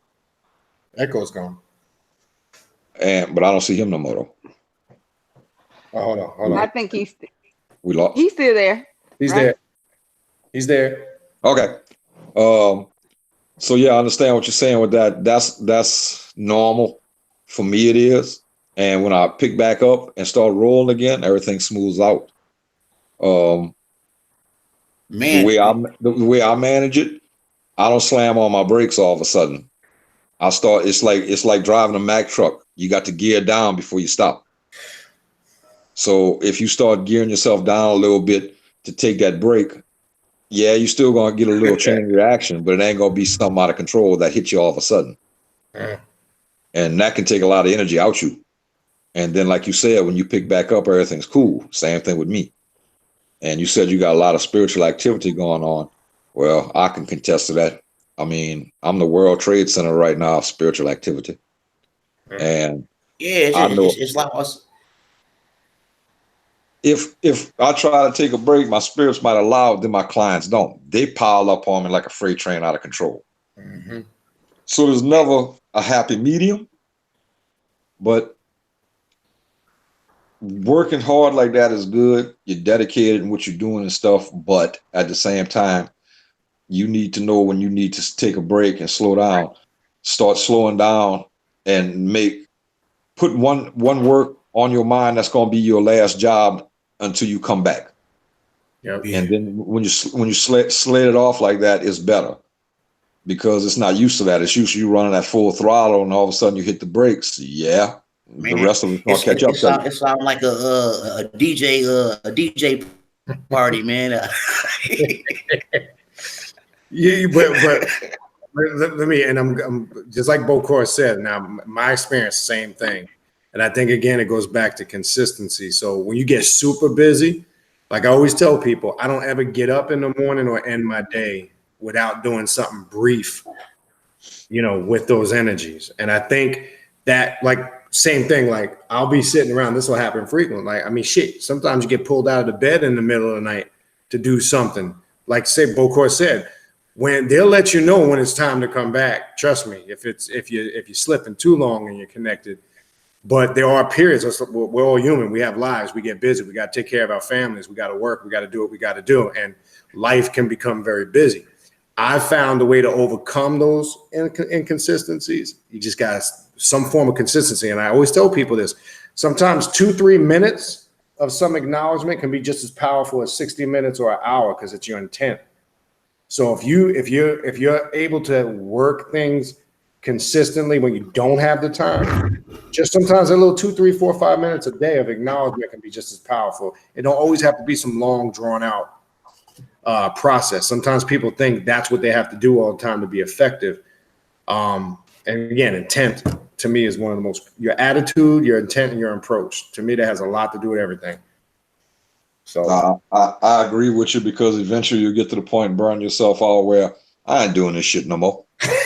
and then after you calm down and get back to yourself and you try to get back in the groove, they're all sitting around by the altars and stuff. And hey, I got one more question, man. I've been seeing a whole lot of hawks lately, like day after day.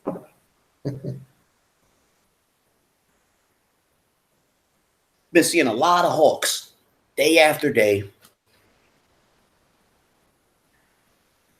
First thing came to my mind is, far sight.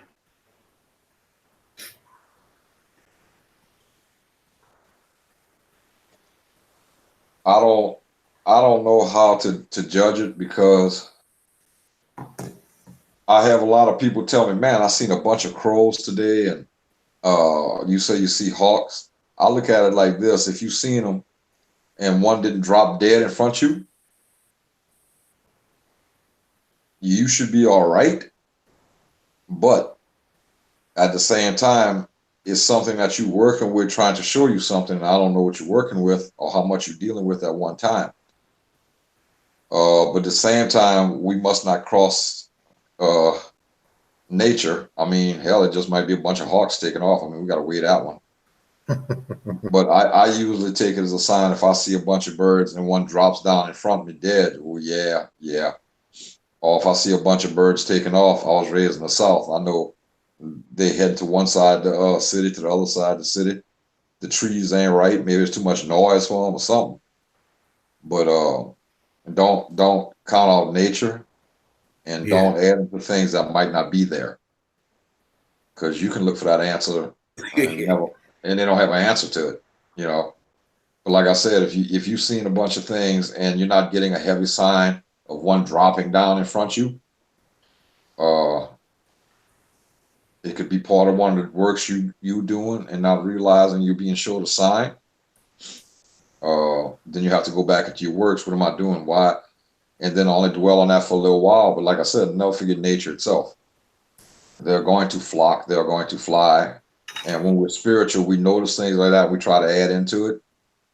And around here in the South, man, you go batty with ducks, geese, blackbirds, ravens, flying over your house, doves. You go completely crazy trying to figure out what that sign is, and it's nothing. They just move to someplace else. So I don't know if it's some kind of work you're doing. You might be given a sign. If it's nothing you're doing that you're trying to be given a sign or omen, I wouldn't sweat over that equation too much because you can't count out nature. I mean, they're doing what they. I mean, that's like going into the ocean and getting attacked by a shark. Hell, you was in his backyard. You know, so I don't know if that helped answer the question which you was looking for, but you know. Yeah. That definitely did, you know, because I was thinking I knew it was something spiritual, you know. Well, if you think it's spiritual, then go back into your works that you're doing, and if you're doing a lot, you may have to sit there and contemplate it for a while. If it's something in your works and it's something trying to give you a sign in one of your works, that's why it's not good to have that many things going on at one time. I learned that the hard way. I do too many jobs at one time. I will mess up. I catch myself going all the way to the shipping center, grabbing all those boxes and realize I put the labels on the boxes after it was closed. Back to the office, open them all up, and you find out every box is labeled wrong. Y'all know what, man? This electronic is acting crazy, man.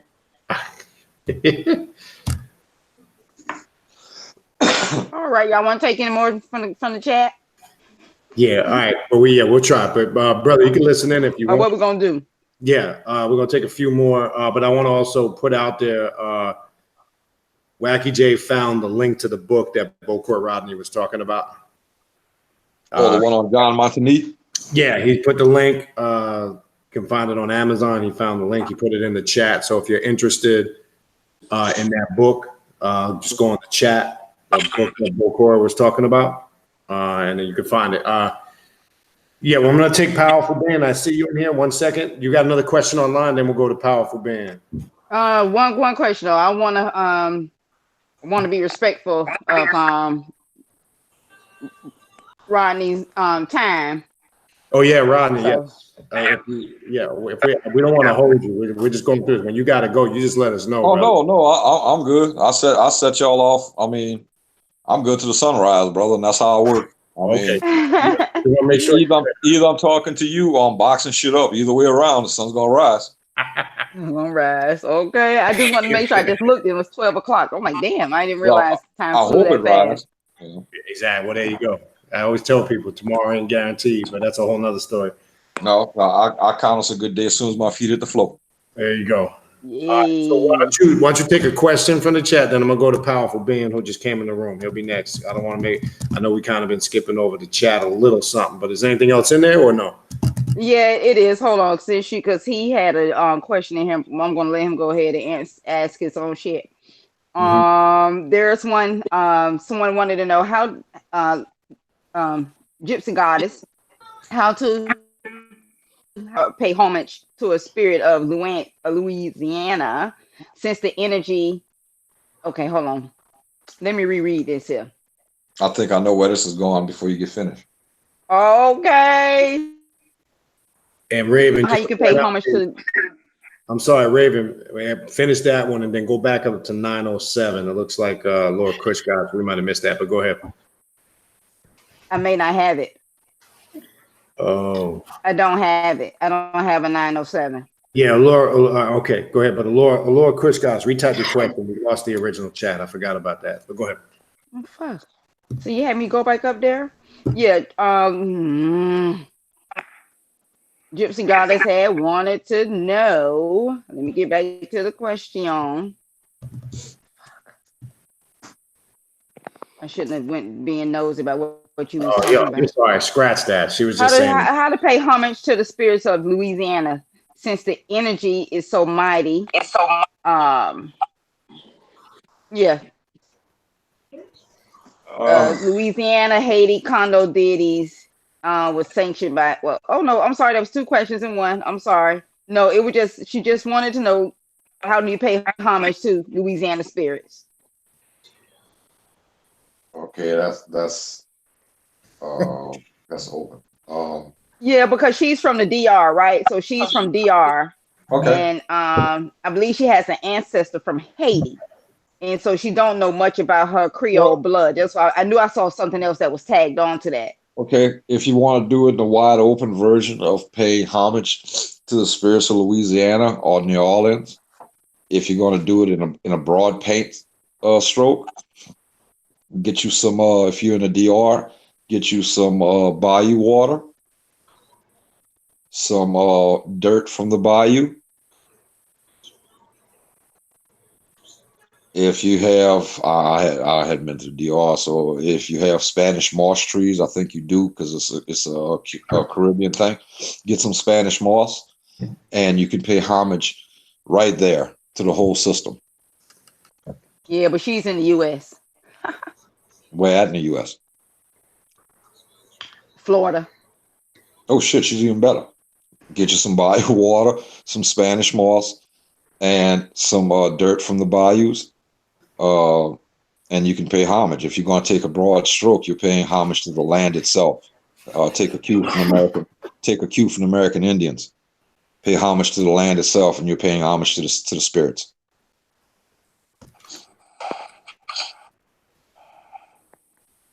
Because I can't tell her how to pay respects to the spirits of Louisiana without bankrupting her, getting all the Loa statues and things like that. If you want to pay homage, you can do it through the land. And that's how it's done. Just like the American Indians, they pay homage to all the spirits through the land. Honor the land, and you'll honor the spirits. All right. I hope that answers your question, young lady. I don't know if that makes any sense, but if it's a broad stroke, well, it makes perfect sense. Well, yeah, because if you're trying to, if you're not familiar with the energies and you want to just show respect, you know, that's how you should do it. No, yeah, it works like that within the root work. When we step into the bayou and the swamps, we pay respects to that because it can take us just as fast as anything else. And a hungry alligator or croc, you know, makes sense. Your lunchtime. So if you pay honor to the land, you pay honor to the spirits. Take a cue from American Indians. Makes sense.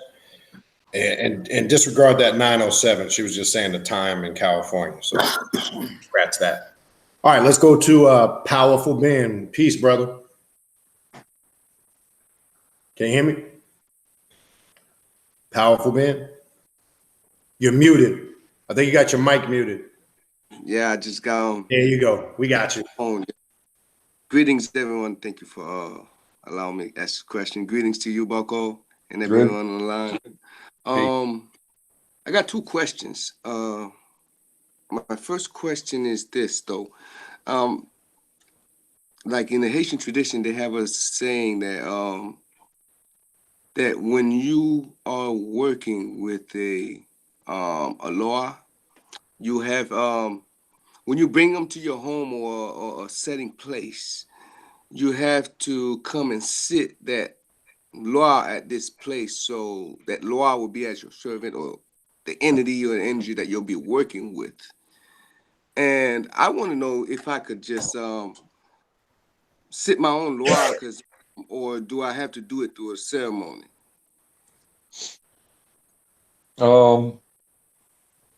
As far as the Haitian tradition, I don't want to step into that because I don't want no shots fired at me. New Orleans voodoo is part of Haitian voodoo, but the question that you asked, you more or less want to know if there's a ceremony that you need to do to set up the things for your altar. Was that the question? Yeah, the question is that, do I have to have a priest or someone else of an authority or so to stick that law down, or can I do it by myself? You can do it by yourself, but you're saying the law. Let's make sure that we're working with the law that you're working with, and you're getting energy from it, so it understands you. Of course, if you're using a statue or something, make sure it's been consecrated, blessed, and fed, so you can work with that energy, so everything is in tune with yourself. If you're not qualified or you don't feel you're qualified for that, reach out to somebody that can come do it for you. But I think if you do it out of respect, honor, and everything else.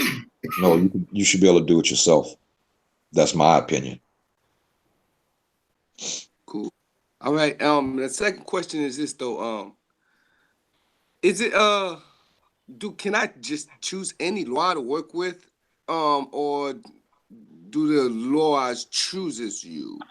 The law chooses you.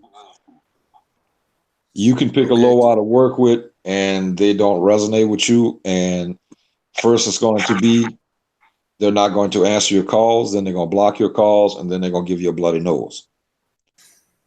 Simple as that. If they don't want to work with you, they don't want to work with you. You have to feel the spirit that resonates with you. Okay. I know it's hard sometimes. You can find out by going to somebody that can read and things and tell you this spirit works with you or walks with you.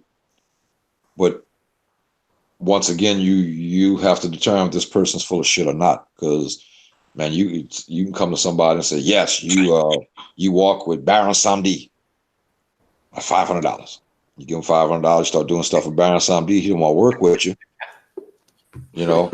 Yeah. Now you're all fucked up and out of $500. That's right. It goes back to what we said earlier about being a child of a spirit. I would, for me, to make sure you all right, because if you mess with the wrong one, your life is going to be total hell. I mean, it's if they don't want to work with you, they don't want to work with you. But there is one out there that will walk with you. And you have to find out which one that is. You can do that by the person that you feel you are. And in a dream and sleep, that spirit may come to you in a dream. The name may come up. Or for, like I said, find a good Voodoo-Hoodoo, a Mambo, Babalao, a Santero, and make sure they're reputable, and they'll be able to tell you through divination and things who may walk with you, and that's close enough. Okay, but if you just try to pick one, that's like the old saying: you don't pick voodoo, voodoo picks you. And it's the same thing with the spirits. I said that earlier. People come to New Orleans and they don't have no idea. And Baron Samedi is our patron, Loire, New Orleans. Oh, it's cool. When I get back home, we're buying this. We're gonna buy this. We're gonna buy this. Get this skull. We're gonna get this top hat. Get this rum. Get these cigars. We get home. We're gonna build an altar. Yeah, he may not want to work with you. Okay. And then once again, now you're messing with an assassin. And they'll tell you real quick, one way, shape, or form. They'll give you subtle hints at the beginning. But if you don't pick up on that, like I said, it's like everything in life. They don't answer the phone. They block your calls. The next thing they're going to do, they're going to haul off and bitch slap your ass. Now you got that. Now you got the idea. Okay. And 9 out of 10 times when that happens, you don't want to work with no more spirits. And just because that one didn't resonate with you don't mean somebody else. But you need to find out who it is. We all have a spirit that walks with us. Somebody that reads good will be able to tell you this is the Loa, the spirit that walks with you. And that's about the best way to do it. I wouldn't just pull one out the hat because you leaving a lit match in charge of dynamite. You know, just because it feels good to you don't mean it feels good to them. And it's up to the spirits. They're going to work with you or not. It's like riding a horse. If you can put the saddle on a horse, don't mean your ass going to ride it. So I don't know if that makes sense, but for your protection, I would try to find somebody that could get close to it. Like I said, it doesn't have to be in voodoo. They'll tell you either way around who the spirit is that resonates with you, that may walk with you, and that's all you need after that. Then learn how to build your altar, how to pay your respects, how to give your libations, how to give your offerings, when to light your candles, and you should be all right. I would say for new people doing voodoo and want to do voodoo, Papa Legba is the best to work with. He accepts everybody. He does. He accepts everybody. And walking with him, you may find another Loa that may walk with you. It may be one in the Petro family. That's much different. So you need to walk before you run. And Papa Legba would be the best. I may be wrong, but may have something to add to it, and I'll be glad to get me out this hole. But that's what I would do. And I tell people, because if you call me in your mind, you ready to get started, I can't. No matter what I say, you're not gonna stop. So I tell start with Papa Legba. Real easy. His altar can be a red cloth on a table with a bowl, a cup, a corncob pipe, and a candle, a red candle. Yep.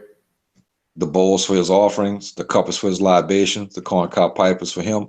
3 pennies and his candle. And he accepts it. He's the wisest and the oldest. He's the one to start with. I came from bloodline.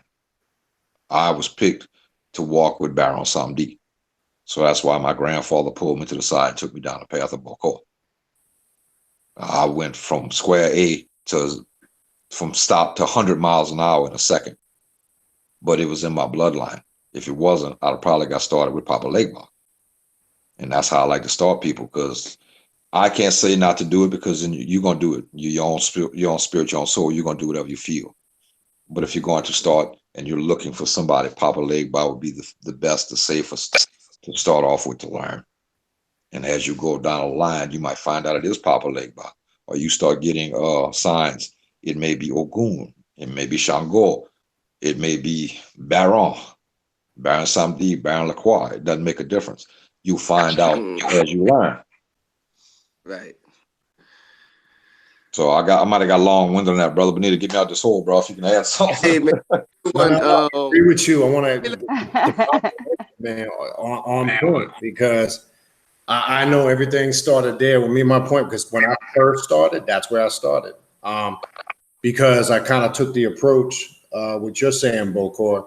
I knew it was calling me, but I was going to different areas. But I said, let me start with the starting point. To me, that representation of the road opener, and basically how I approached Papa Legba when I talked to him was to basically open those gates of higher states of consciousness and awareness, and then things kind of took off from there.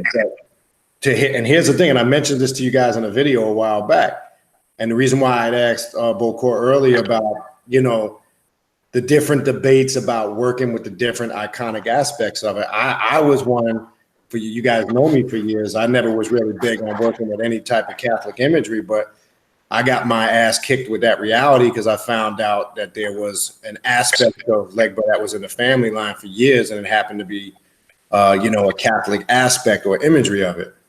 And I realized, in essence, when I just eliminated all that bullshit out of my mind and didn't want to try to make it what I wanted to be and accepted it for what it was, things just, things took off. Because sometimes our own, like when Bokor was saying, sometimes you choose Aloha, but they choose you. So sometimes we want to shape it the way we think it is. And that's why I keep telling people, sometimes the mistake is what you want and what you need gets confused. And I think a lot of people get confused with that.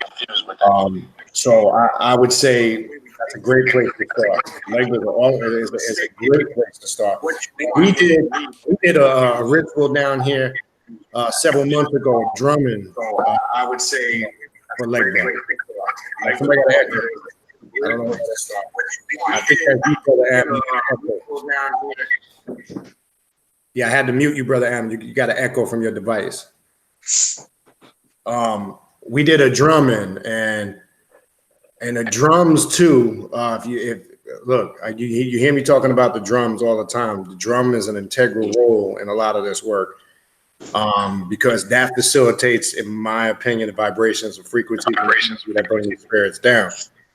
So you start there, and you start getting that understanding. I think it'll open the doors to other. But like Bokor said, if you're uncertain, I am a firm believer. Like Bokor said, you do have the ability, if you understand it, to do it and bring it down. But I think something he said that was important. If you're not feeling, confident from the gate, maybe out the gate, you might need somebody to help and assist you. And that's. But again, make sure you find somebody, that's reputable. That's somebody that's not trying to rip you off. Because I've seen what he said. Oh, you walk with this spirit here. It's gonna. I'll do this for you for $1,000. And then like you said, you're out $1,000, and it was a bunch of bullshit, and then you might be invoking an energy that you really shouldn't be fucking with, because they don't really want to mess with you like that. But because in your mind, you might like a low R, you might like what it represents. And I see that mistake all the time, but that doesn't necessarily mean that's the one you should be dealing with. You don't know that, but sometimes you find that out after the fact. So I think, long story short, Legba is a great place to start. I think that's great advice. I hope that helped you out, brother. Does that help you out? I think you're muted It again. did help me out. I really appreciate all the wisdom, because it just showed me, because I am working with Ogu and Dantor and a few other lois, which I did start with Papa Legba, so I'm very excited that that was confirmed. And earlier within the chat, Bokor was elaborating about the Ogu, but I was waiting for him to mention the Bosus. What is his word about the Bosus? Because I am working with Bosu Tuakon. Bosu Tuakwa. Okay. All right. Go ahead. Bosu in Haitian and New Orleans voodoo is a petro spirit. Bosu image is the bull. Bosu is very powerful, very strong. If you can work with him and control him, he will get out in front of you and does exactly what a bull will do. Break down everything in front of you, bust every door open, trample your enemies. But there's other aspects of Bosu. So it all depends. That's like what you mentioned with Ogu. There's many aspects of Ogun. Just make sure the one that you're working with is the one that you're working with. I use Bosu for clients who,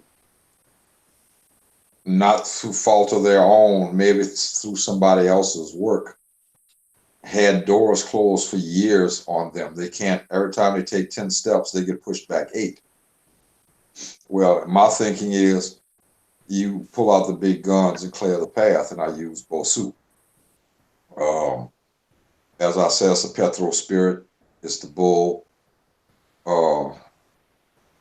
If you're working with it and everything's clicking along fine, I mean, you rattled off some names a minute ago. I would just watch what I'm doing and be very respectful of what you do, because the names I've heard you say could do some damage if they want to turn on you.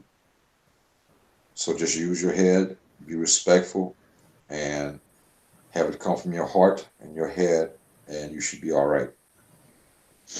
And brother, with Urzili Dantor, I would also suggest this: make sure you treat women correctly. I'm not saying you're not.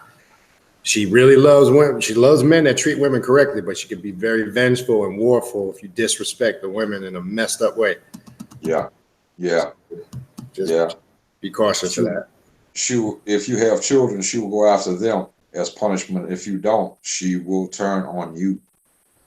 And I don't know if you will survive that. I mean, I don't mean to laugh. I'm not laughing because it's funny. Oh no, I mean, it's how it is. I mean, it's day and night. She could be loving and protecting and everything else, but once again, Kali.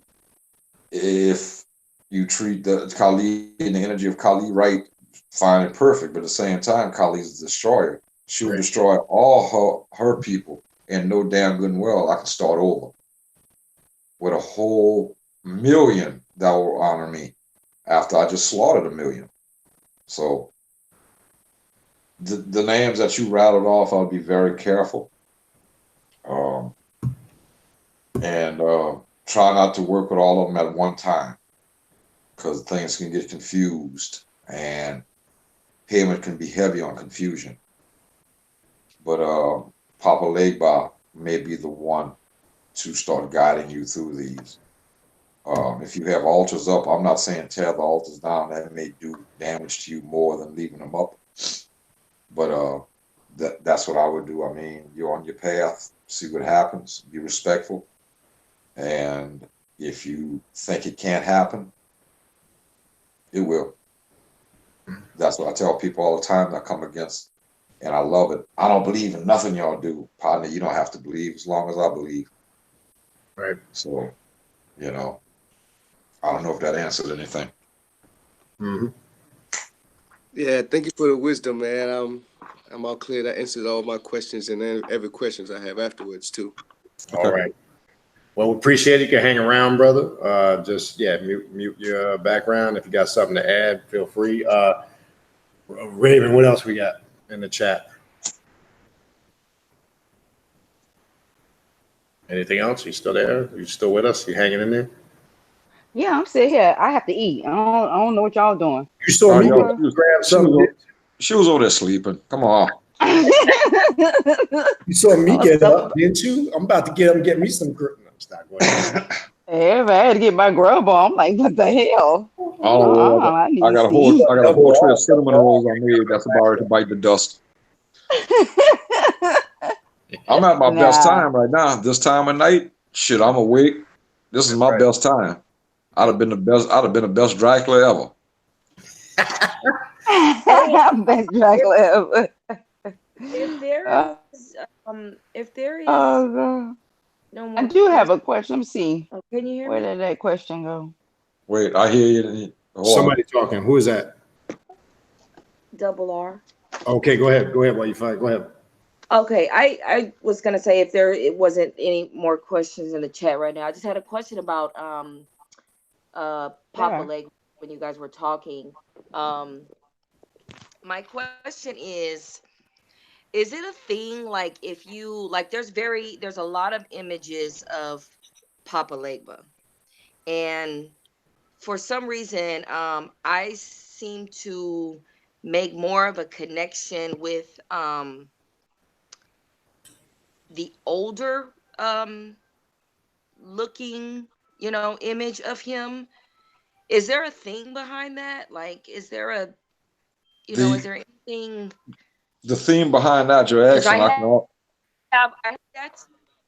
I have a statue of him and he looks like a teenager, but then I have a picture of him that looks like the older Legba. And for some reason, I don't know if this is just like, I don't know what it is, but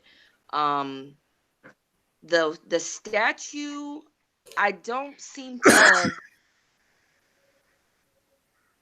resonate with. Like, yeah, but the picture, I do.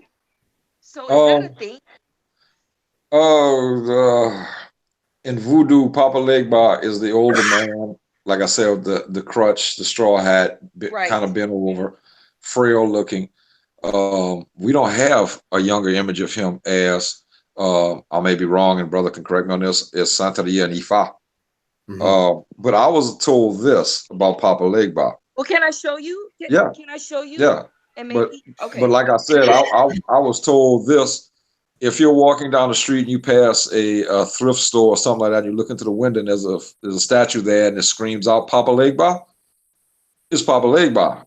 I have a statue of a bearded man with a straw hat on and a pair of shorts, huaraches, and a flowered shirt. It screamed out Papa Legba to me. As long as you resonate, the only thing I did was stuck a cigar in his mouth. That's what I was told. Papa Legba is the one. If you walking down and you see something and it screams out to you Papa Legba, then to use Papa Legba. So go ahead and like I said, I think there's a younger version of him in Ifa or Santeria. Can you see that? Right. That's the image you see on the 7 African Power statue. Yeah. Right. Okay. I don't know if you call that. I guess that would be the younger version. Right. Now, also to what Bokor is saying, if you resonate, now if you go to Nigeria and the homie, how they depict Legba is he's got horns on his head, looks like a demon, and he's got an erect penis, and he's kind of in a crouching position when you actually go into the area where they work with him outside of nature. There's a video actually you can pull up of it on YouTube where I forgot the name of the brother that was taking a tour, and they were taking him through some of those sacred areas in Nigeria, and they got the statue that they have right when you enter again, is Legba. He's represented as a dark-skinned African man. He's got horns on his head like the devil. Yeah. Tongue out, and he's got a erect penis. So that's how they connect with it. So I'm saying, I think what we've been exposed to, taught, culture, upbringing, ethnicity, that's gonna, be how we resonate. And then in some circles, they believe Legba is androgynous. That's in some circles too. He can appear as a female. Because remember, you're dealing with that's one thing I love about Legba. What I've learned with Legba is, we might say trickster spirit, but I don't really look at it as something being deceptive. I think he can come in any form if a lesson needs to be taught or something needs to be. It's not a trick. It's to show you a lesson. And right. I know the statues that the brother's speaking about, and they depict him with horns and a erect penis, and some of them have the eyes of the well-known now gray alien. Mm-hmm. Once again, is that what they depicted, or did they open a door back then and this is what came in front of them? Correct. I find it kind of funny that your Loa has the almond eyes of a gray alien and the head that sticks back like the alien monster from the movie Aliens. That's right. Now, I might be way off on this, but is that the spirit that showed you, or did you open the door and something came from somewhere else? That's right. Because now even the Catholic Church is backpedaling and saying, well, in the Bible, the angels sometimes, it might have been extraterrestrials. Well, if I'd have said that 200 years ago, you'd been killed. Go get the marshmallows because you can burn the shit on my body. That's right. They'd have burnt me at the stake. That's right. So what resonates with you, like I said, old Mambo told me, she said, if you're walking down the street and you look into a window and you see a statue or something and it screams out Legba to you, that's Legba. So that's cool. Either way, what resonates with you, if the younger Legba of the 7 African powers resonate with you, you're not insulting him either way around because he accepts that. If it's the older version of the St. Lazarus version, you're not insulting him if he represents that. Okay. I feel like the brother said I heard that too. He can transform into a woman to teach you a lesson. Mm-hmm. They're spirits. I think they all can transform. I was told this, and I believe this. If you go as far as having a laku and you have rooms set up for each deity, each loa, knock on that door 3 times before you enter. One is a sign of respect because you don't go to your friend's house, swing open the door and shit and walk in. That's right. You may swing open that door and see that spirit in its true form, and you might not want to see that. It may not be the most humbling thing you see. That's correct. So they can show up anyway. Like I said, I may be way off base, and people may say, I'm talking out my ass on what I'm talking about, and I probably do. I think the way it's depicted in Africa and things with the head, the eyes, to me, it looks like a damn alien. I mean, what they depict now on TV is what people say, I've seen these grays with the same eyes. I'm beginning to think maybe something showed themselves to them and that's who they thought it was. I think it's your picture. What do they call that? Thumbnail picture? That's Papa Legba, right? No, that's Baron Samedi. Oh, the one with the snake around. That's Baron Samedi. Yeah, I've never seen Papa Legba with the snake. I just noticed the colors. My thumbnail picture, I don't think it has a snake. He's standing there with his rum bottle, his rum glass and cigars, looking all cool and shit. No, there's a snake. Unless a snake joined the club. Oh, around his neck, yeah. I don't look at my thumbnail. The reason I put that on there, I don't like my picture. I don't like the way I look. So deal with it. Well, I just know, like, as far as like, was there a thing about why I only connect, or why I seem to connect more with the older versus the younger version, and does it really matter? That's who your spirit is feeling the energy from. It's both the same. Okay. You might be connecting with the older, wiser Legba. Not saying the young one is any less wiser, Right. But to me, as you get older, you become wiser. And in voodoo, he's older, wiser, more cooler, more accepting, more forgiving. That's why he's portrayed as Saint Lazarus sometimes. Well, that makes a lot of sense as to why I connect with that Yeah, one. Then it's tomorrow. You might be walking down the street, looking to a shop, and see something that's not even close to what we're talking about, and it screams out Legba. I would go see how much it costs and buy it. If it's too much, leave it there. If it's something that you can afford, if your psyche is telling you Legba, then they're telling you something.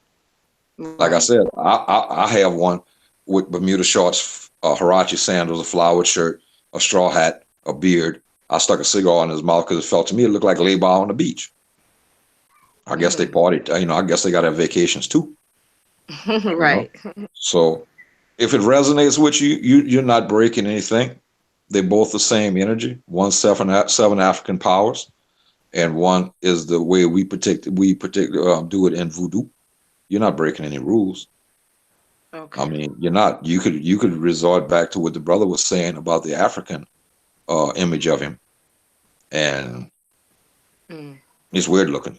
I mean, when you sit there and you go, you'd have to say, I think something opened the door and they walked in and they just said this was a god. And it wasn't. Well, the way you describe it, I probably would not resonate with that image. Well, that's how they do. And I'm just saying, I mean, to have it shown to you like that, you couldn't just guess that shit. They seen something. They didn't just come off the top of their head with this image. Right. It's too perfect. So they seen something that looked like that. And that's why you can't throw away the things that happened in the distant past. They were trying to relate what they saw. Yeah. And I think that's what they saw. I don't know if it was Legba. I don't. Or it was an alien that just visited and they thought it was a god. Because all those hundreds of years ago, if you flew from the sky and landed, you was a god. No matter what. And like I said, the Catholic Church now is backpedaling. If I'd have said something like I just said, they'd have burnt my ass at the Steakhouse Krispy Kreme. Now it's, well, maybe, it might have been extraterrestrials. Well, I'm kind of saying, well, maybe you need to tell us what you know before the shit hits the fan. Right. So if it resonates with you, you're not breaking anything. You can keep both of them there. You can. Yeah, I wasn't going to get rid of it. I just was just wondering why. Because you might get two aspects, the older, wiser one and the younger one.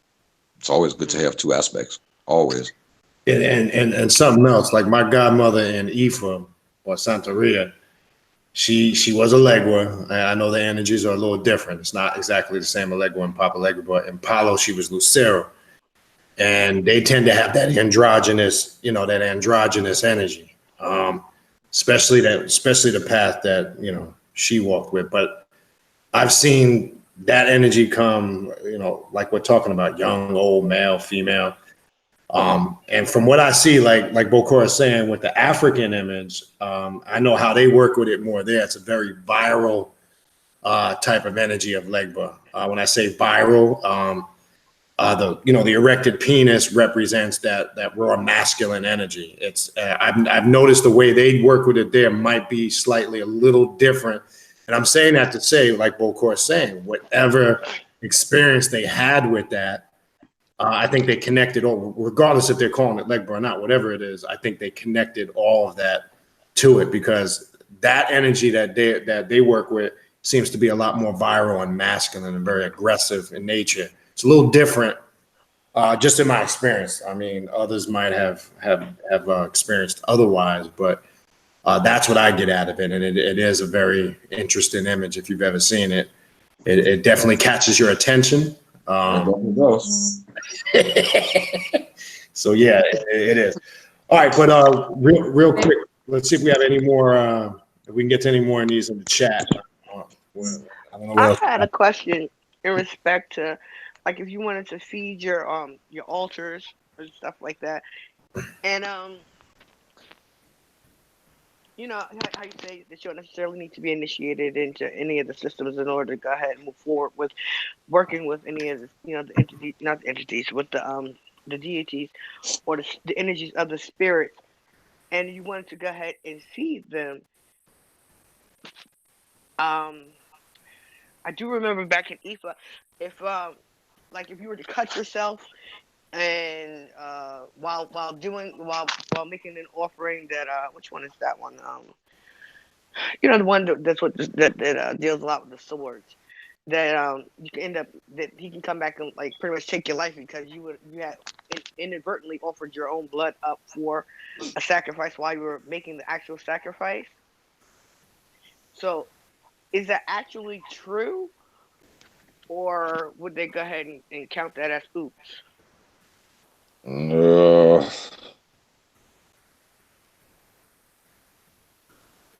Did y'all hear me?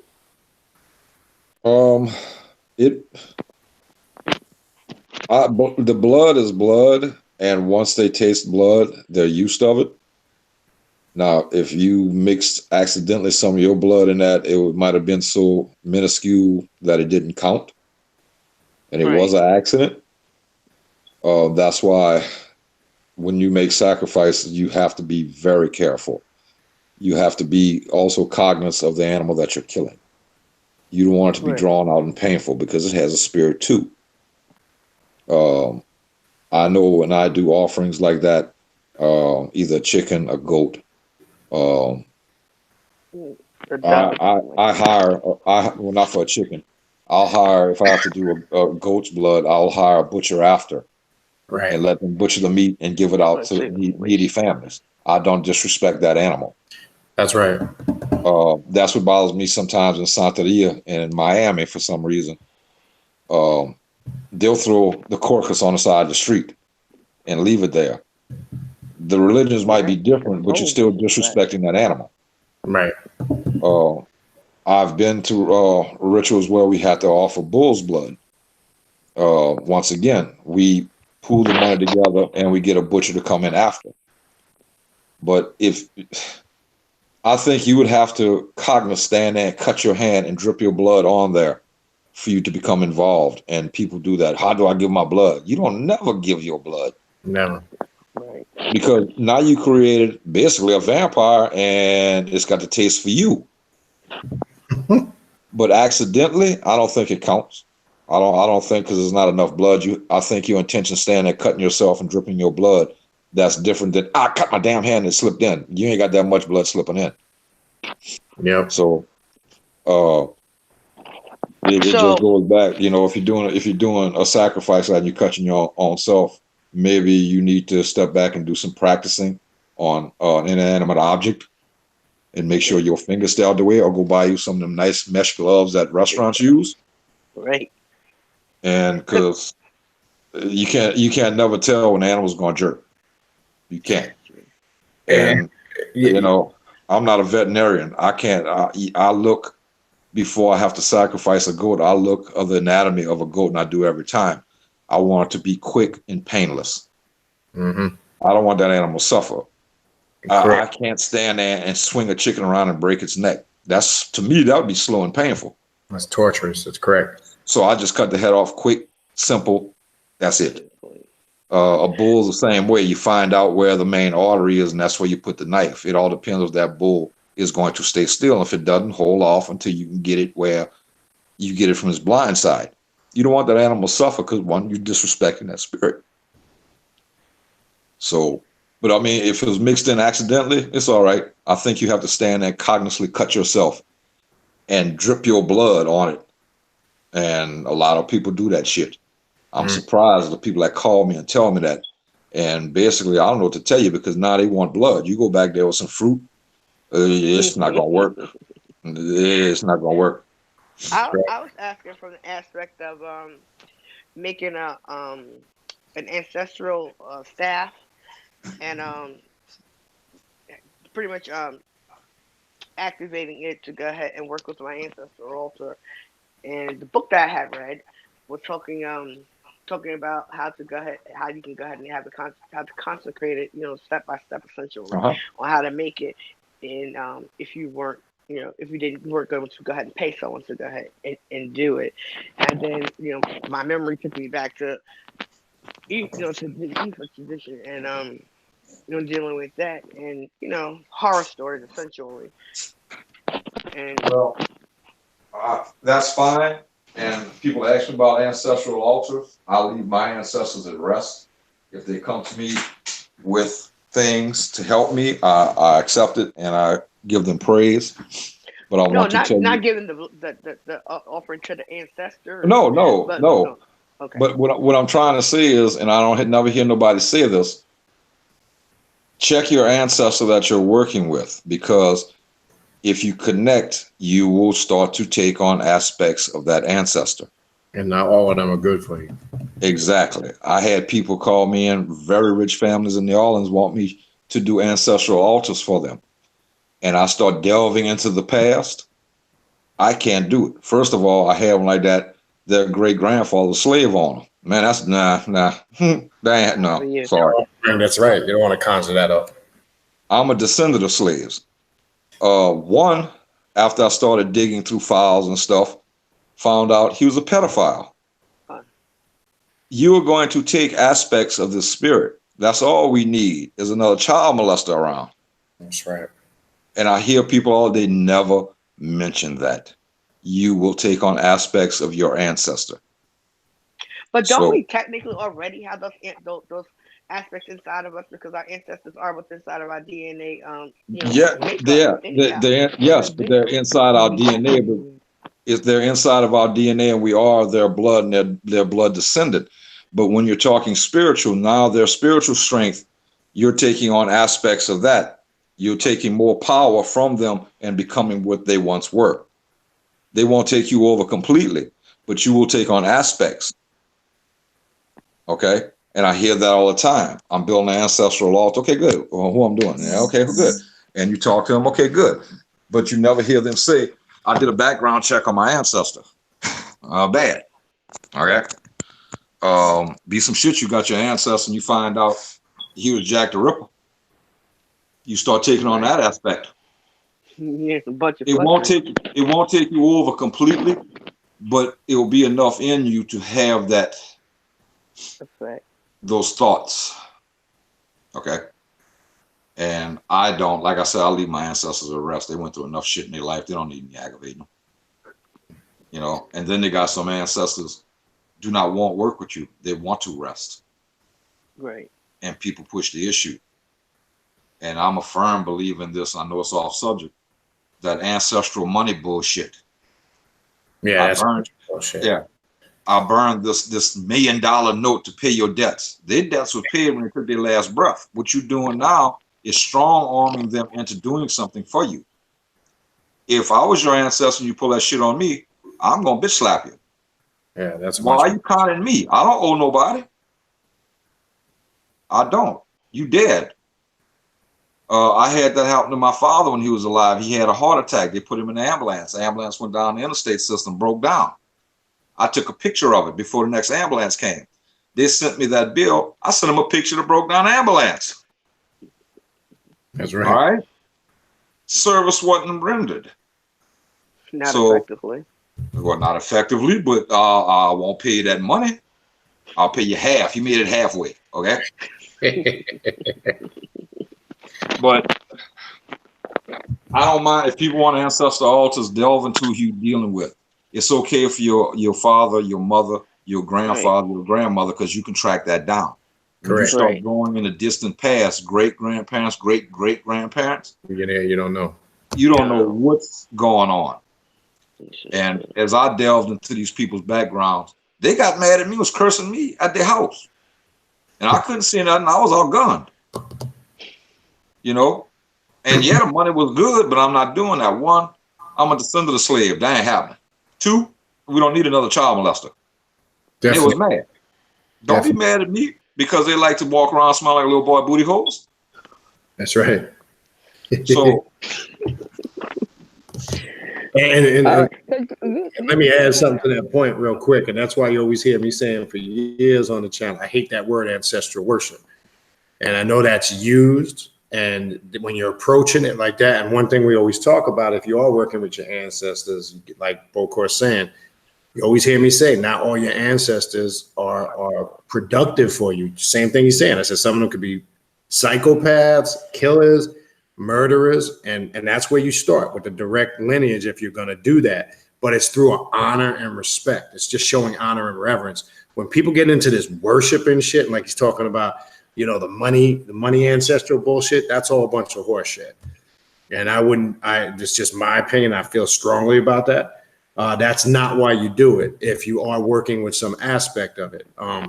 But I've always told people, one, the worship thing, we don't worship our ancestors. Just like we were talking about earlier, we don't worship the Loa and the spirits. It's the same thing. We got to get out of that. And I'm not saying that's what you were saying. Worship mentality. Yeah. I'm just speaking now in general for others that might be listening, because people that are interested or in, you know, indulging in it, they need to make sure. That's the first thing I tell them. Make sure you know your ancestors and make sure you know what you're doing, because you could be invoking the psychopath, the child molester, the pedophile, you know.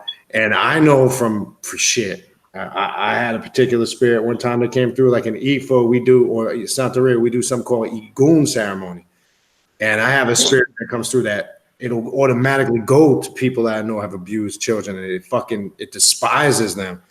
And that's what I'm saying. You got to be ready for that, because that rage that I feel when that happens, the best way I can describe it, you know, it brings it out. And sometimes when we're bringing these spirits down, they're not all pleasant. I'm going to tell you that. I've seen some destructive shit. And I mean, there's some positive to it sometimes, but sometimes it's like awakening, you know, what do they call that? Awakening the monster, for lack of a better word. You got to be careful with your invoking and things of that nature, because sometimes that could open doors, you know, that you're not ready for. And I've seen that per se, like Bokor is saying, with you know, ancestral spirit coming for. I saw one with alcoholic, and for some reason that can affect you. If this particular spirit might be trying to get through to make a connection, because it's their way of getting back here, because they got a fucking agenda, and you could be the vessel to be used for that gateway. That's what I'm trying to say. So that's how you start taking on the characteristics. They kind of feed off of you. Like, you know, you got to be careful with that. And the last thing with the knife, I don't fuck with none of that, because I would always get somebody what we call initiated in the knife, that's been taught, like Bokor is saying, skilled, like Bokor does some of it. But like you say, he has a butcher that comes in after and cleans up. Or you get somebody that's initiated in the knife. They're taught, they went through the proper techniques to actually do the animal sacrifice. I think that's important, because it should be quick. It should be, you know, painless. And we're taught that from jump. You know, that animal is a spirit. It's part of everything. And you torture it and make it suffer, then you're doing it a disservice. So I think it kind of ruins the ceremony, because shit, I remember when I received what they call it, the marasa in Boudon, but we call it the Ibeyi. I mean, I ain't never seen so many chickens and shit that slaughtered, and then some of them I had to eat. The main one they had to cook, prepare, and I had to eat it. So I don't want nobody doing that shit and not knowing what they're doing, and then I got to eat it. Come on. So well, yeah, usually they cook it up and you do eat it afterwards. I agree exactly what you're saying, and I didn't mention this, and it goes hand in hand. If the animal is tortured or in pain, the blood is tortured and in pain. Now you're feeding tainted blood to a spirit. Right. God knows what that will wake up. Backfire on you. That could backfire for everybody there. I've heard of rituals where when they open the door, every swinging dick in there is dead. Wow. So yeah, you feeding blood. That's jet fuel. And now you giving it tortured blood. Yeah, you think they're gonna be happy? No. Yeah. So you know how earlier you were saying about how doors are inadvertently opened or inadvertently left open, and with a lot of people on the left hand path, doing some form of ancestor veneration. With us, you know, saying I'm contacting, like, both my parents are dead, four of my grandparents are dead. So with me trying to go ahead and contact them purposefully, and with the gateway or the portal being open and other people slipping through because they are inside the blood lineage. There's no way of averting that. Right? What I learned with that, and I studied that, didn't have anything to do with my religion. I studied that in my master's. People that sit down and want to talk to their grandmother, their great grandmother, sit down and have a Ouija board session. If it's not done properly and you're sitting there and all of a sudden you hear this angelic voice that sounds like your great grandmother. On the other side, there's a demon that has her around her throat and he's speaking her voice. Now you've done 3 stupid things. 1, you've delved into something you're not ready for. 2, you just condemned that ancestor to hell. Torture. 3, they're going to walk through that door and it's not your great grandmother. And if you piss them off enough, I had a case like this and this opened my eyes. I was called in by a very influential family in New Orleans. The man sat me down his house with his son and said, tell me the story. This little dipshit went to a cemetery with his friends. They brought a bat heart, dried up bat heart, found a black marble tombstone, started enchanting words. The little boy told me blood started coming from the heart and started beating. He said he heard an angelic voice call his name out, and I stopped him. I said, did you answer? He went, yes. I said, tell me what happened after. He said it sounded like a big paper was being tore. What happened was the demon was on the other side. You didn't say the incantation exactly for it to walk through, so it tore the fabric of time and came in. I couldn't do nothing for that little boy. Nothing in voodoo could have saved his little ass.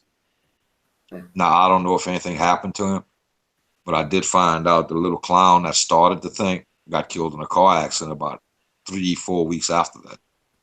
Now, I don't know what happened to the little boy. Nothing I could do to help him. Nothing.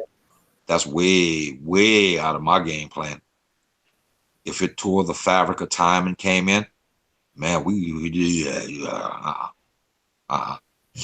But you can't reach out without seeing what you're dealing with. And 9 out of 10 so how times, could you? How could that's it. No. But no, you don't. So you don't do it. You may hear, say if your mother passed away and you're talking to her, you know her voice. Right. It is her. It is. Because that demon is standing there with her around the throat, holding her up in the air and speaking in her voice. He knows everything about her, knows everything about you. It is waiting for you to say the right words, to one, condemn her to hell for eternity and step through. And when it stepped through, it is not there to help you. It's going to step through looking like your mother. It may step through looking like a child, but then it's going to show itself when it starts to rip ass. That's why people shouldn't delve in this at all. I don't. I told my daughters, I said, you ever with your clowny friends and somebody lays out a Ouija board, call me, go stand outside. I'm coming. Don't deal with it because everyone in there is involved. I didn't touch it. Don't make a difference. You in the same room. Don't make a difference. And they're going to feed and take energy from everything in that room. That's why I don't deal with it. That's like people coming to people want to bring up spirits out the water. There's a Creole word for it. I can't say it and don't sound stupid because of a speech impediment. But it's called bringing the spirits out the water. Now you delve into something else. How do you know that spirit you're bringing up out of the water isn't going to have complete chaos? Yeah, you did your job. It's a long, drawn out thing to bring somebody up out of the waters. But how you know what you're dealing with when you bring them up? So, yeah, you gotta be careful with that because those, like you're saying, those spirits, we call them specters in some circles. They're able, again, they know everything about you. They can read the subconscious. They can appear how they want you to see them. And I always tell people when you work with that, I mean, it's as easy as if you get that feeling, you have to tell that, command that spirit to reveal itself to you because it could just be that. It is.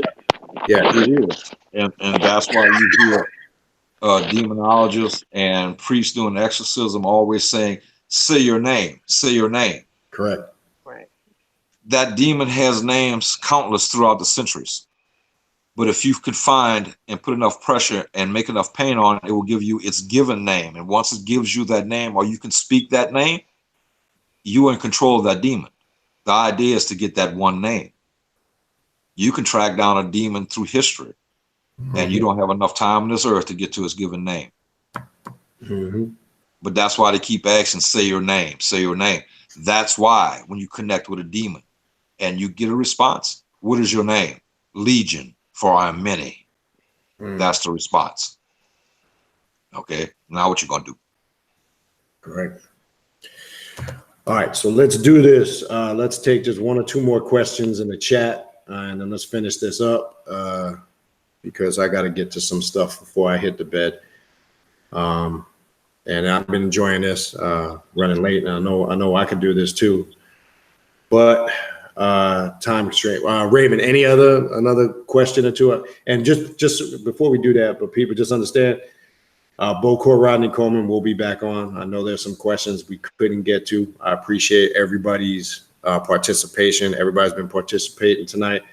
As I said earlier, I knew it was going to be hard to get to every single question, but we plan on bringing Bokor, Rodney back. According to his schedule, I want to get him back here every couple of weeks. And so we'll have plenty of time. And so save your questions that we didn't get to. I'd suggest you write them down so next time we can pick up where we left off. So Raymond, I'll ask you, is there anything, maybe one or two more that stand out, and then we'll wrap it up? Well, yeah, I just go to Deshaun had a question about how can I channel spirit while I'm awake? Usually they deal with me in my dreams when I smoke herb. It's like they are right there with me. I thought it was interesting. That's the question. Psychologically, I don't know how you channel anything while you're alert, while you're awake, unless you're being ridden. So that's two different things. Mounted, correct. Subconsciously, if you're asleep, then you can channel something, or you can put yourself in a meditative state of rest where you can channel.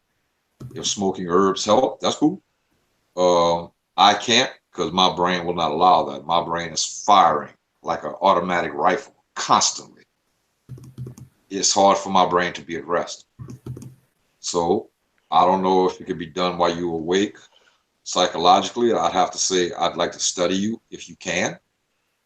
But if it happens in a relaxed state, yeah, that's when most of it happens. But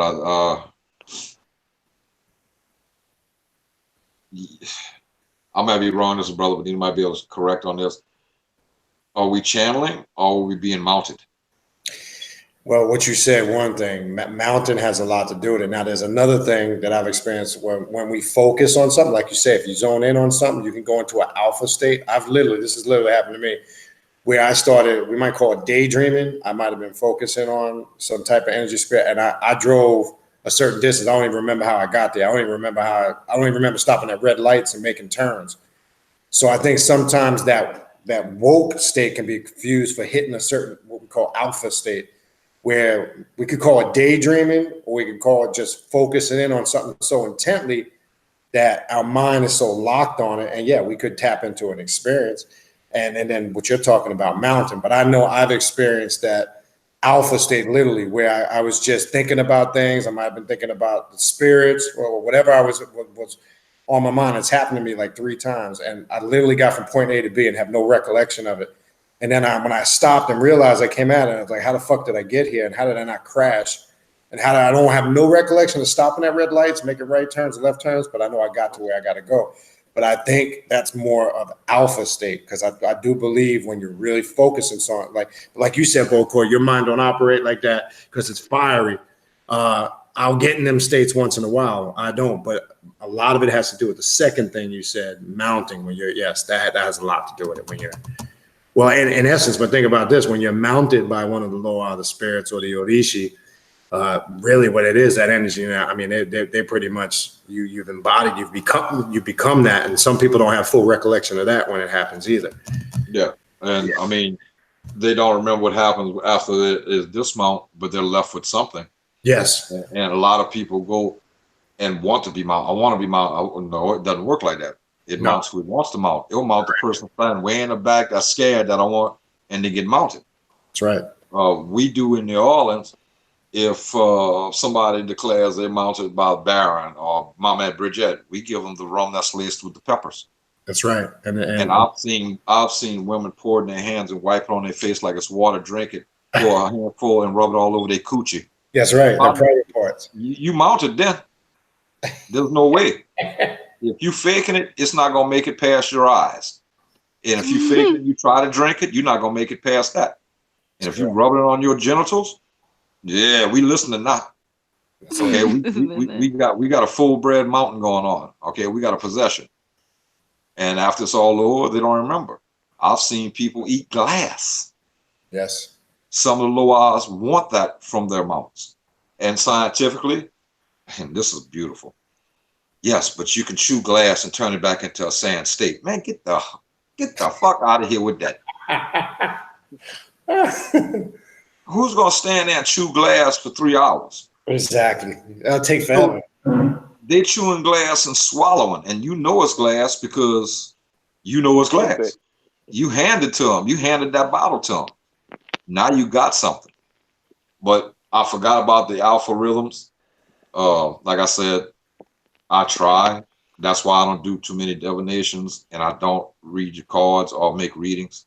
My brain is firing constantly. That's another reason why I don't sleep at night. I'll get my niche of an hour, 2 hours, and man, my brain is back at it 100%. Don't know why. I don't know if that's good or bad. I really don't. I don't. Some say it's good, some say it's bad. It's half and half. I'm not giving myself enough downtime. So I can't get into REM sleep like that. I rarely get into You REM. never reach REM. Yeah. I never reach REM. And if I do, it's real quick and not long. Yeah. Everybody's different. They also say if you're firing like that, your brain is constantly trying to open new portals inside your own brain. Yeah, well, there's two sides to that. It can kill me or it can make me a genius. I'd rather just sleep. Okay? So I forgot about alpha, but channeling and yeah, I mean, if you find the right spot and you're open to it, yeah. I don't think everybody can. I might be wrong. Right. You know. No, you're right. You're definitely. That's why I say everybody's different. But just one quick question I want to take you guys just saw, and it's a good question. Why drummers don't get mounted during ceremonies? I can tell you this because I drum in a lot of them, and one thing that's good with to understand with this, they basically are the functioning of those rituals that include that, and that's the order. That's part of it, and there's a whole system and structure done before, and those guys, like even the bata drummers, they're initiated in a certain. They go through a whole ceremony, so they're really the foundation of the ritual, and that's the order of the spirit. They're not supposed to. They go through a whole thing where they're disciplined and conditioned with that. That's why you don't see that, because if you had a benbe or a ceremony going and they got mounted, the ceremony was shut down. Yeah, it's the same way in voodoo. The drummers never do because they're drumming a beat. Every loa has a different beat. Correct. And once you get that beat going, they mount the drummer. Oh, well, you just hung up. Right. The beat you don't have your beat no more. Correct. So that's why you see a lot of people come and learn how to drum and go because they know, hey, I'm gonna be good. I'm good. I won't have to eat glass or rub that stuff on me. I'm not gonna get mounted. Because when they start their beat, that's the calling card. And if you break that rhythm, it stops. It stops. So, and I think it goes into that book about John Montagny, the man that wrote it is a drummer in voodoo ceremonies. And he proclaimed John Montagny of being the loa of drummers of New Orleans. I guess you could proclaim anybody to be a loa of how. Yep. But to me, I feel he was the first Bokor in New Orleans. That's me. So It's not. Yeah. And I always notice, you'll see it in Ifa, I see it in Santa Rita. And a lot of times when the spirits come down and mount a possessed individual, one of the first place they go is over to the drummers to acknowledge. You see it all the time. Oh, yeah. They might spray them with rum. They'll do some form of acknowledge. I've watched them put their heads on the drums. Oh, yeah. You know, something. That's one of the things they know. Yeah. That was their calling card. You called my number. You got my rhythm. You got my beat. And that's how you bring them down. It has to be, everything has to be X, Y, Z. You don't do it haphazardly, because then nothing's going to happen. And they may be rituals you'll go to 50 times, nothing happens. Correct. And then you go to one, and it's like, hang on, boys. We got a ride here. And Bokor, I think sometimes people confuse getting touched by the spirit as mounting, because people can get touched. Like I've known people that said that, and they said, they're not active, but they feel something, but they're there. They have their own thought, but they're looking at things much different. Correct. They was just touched. Right. Maybe when the spirit zoomed in, it touched part of you to hit the person. Correct. But they say everybody comes out with something. I don't know. I've never been mounted, so I can't tell you what you come out with, but they leave something with you as like, thank you for letting me mount you. They do. So, I've never been mounted. I've never had nobody say, Rodney just chewed up a fifth of rum bottle. Anyway, all right. So people, look, we're gonna wrap it up call tonight. Again, we're gonna I'll get with Bokor, check his schedule. We'll get him back here in a couple of weeks.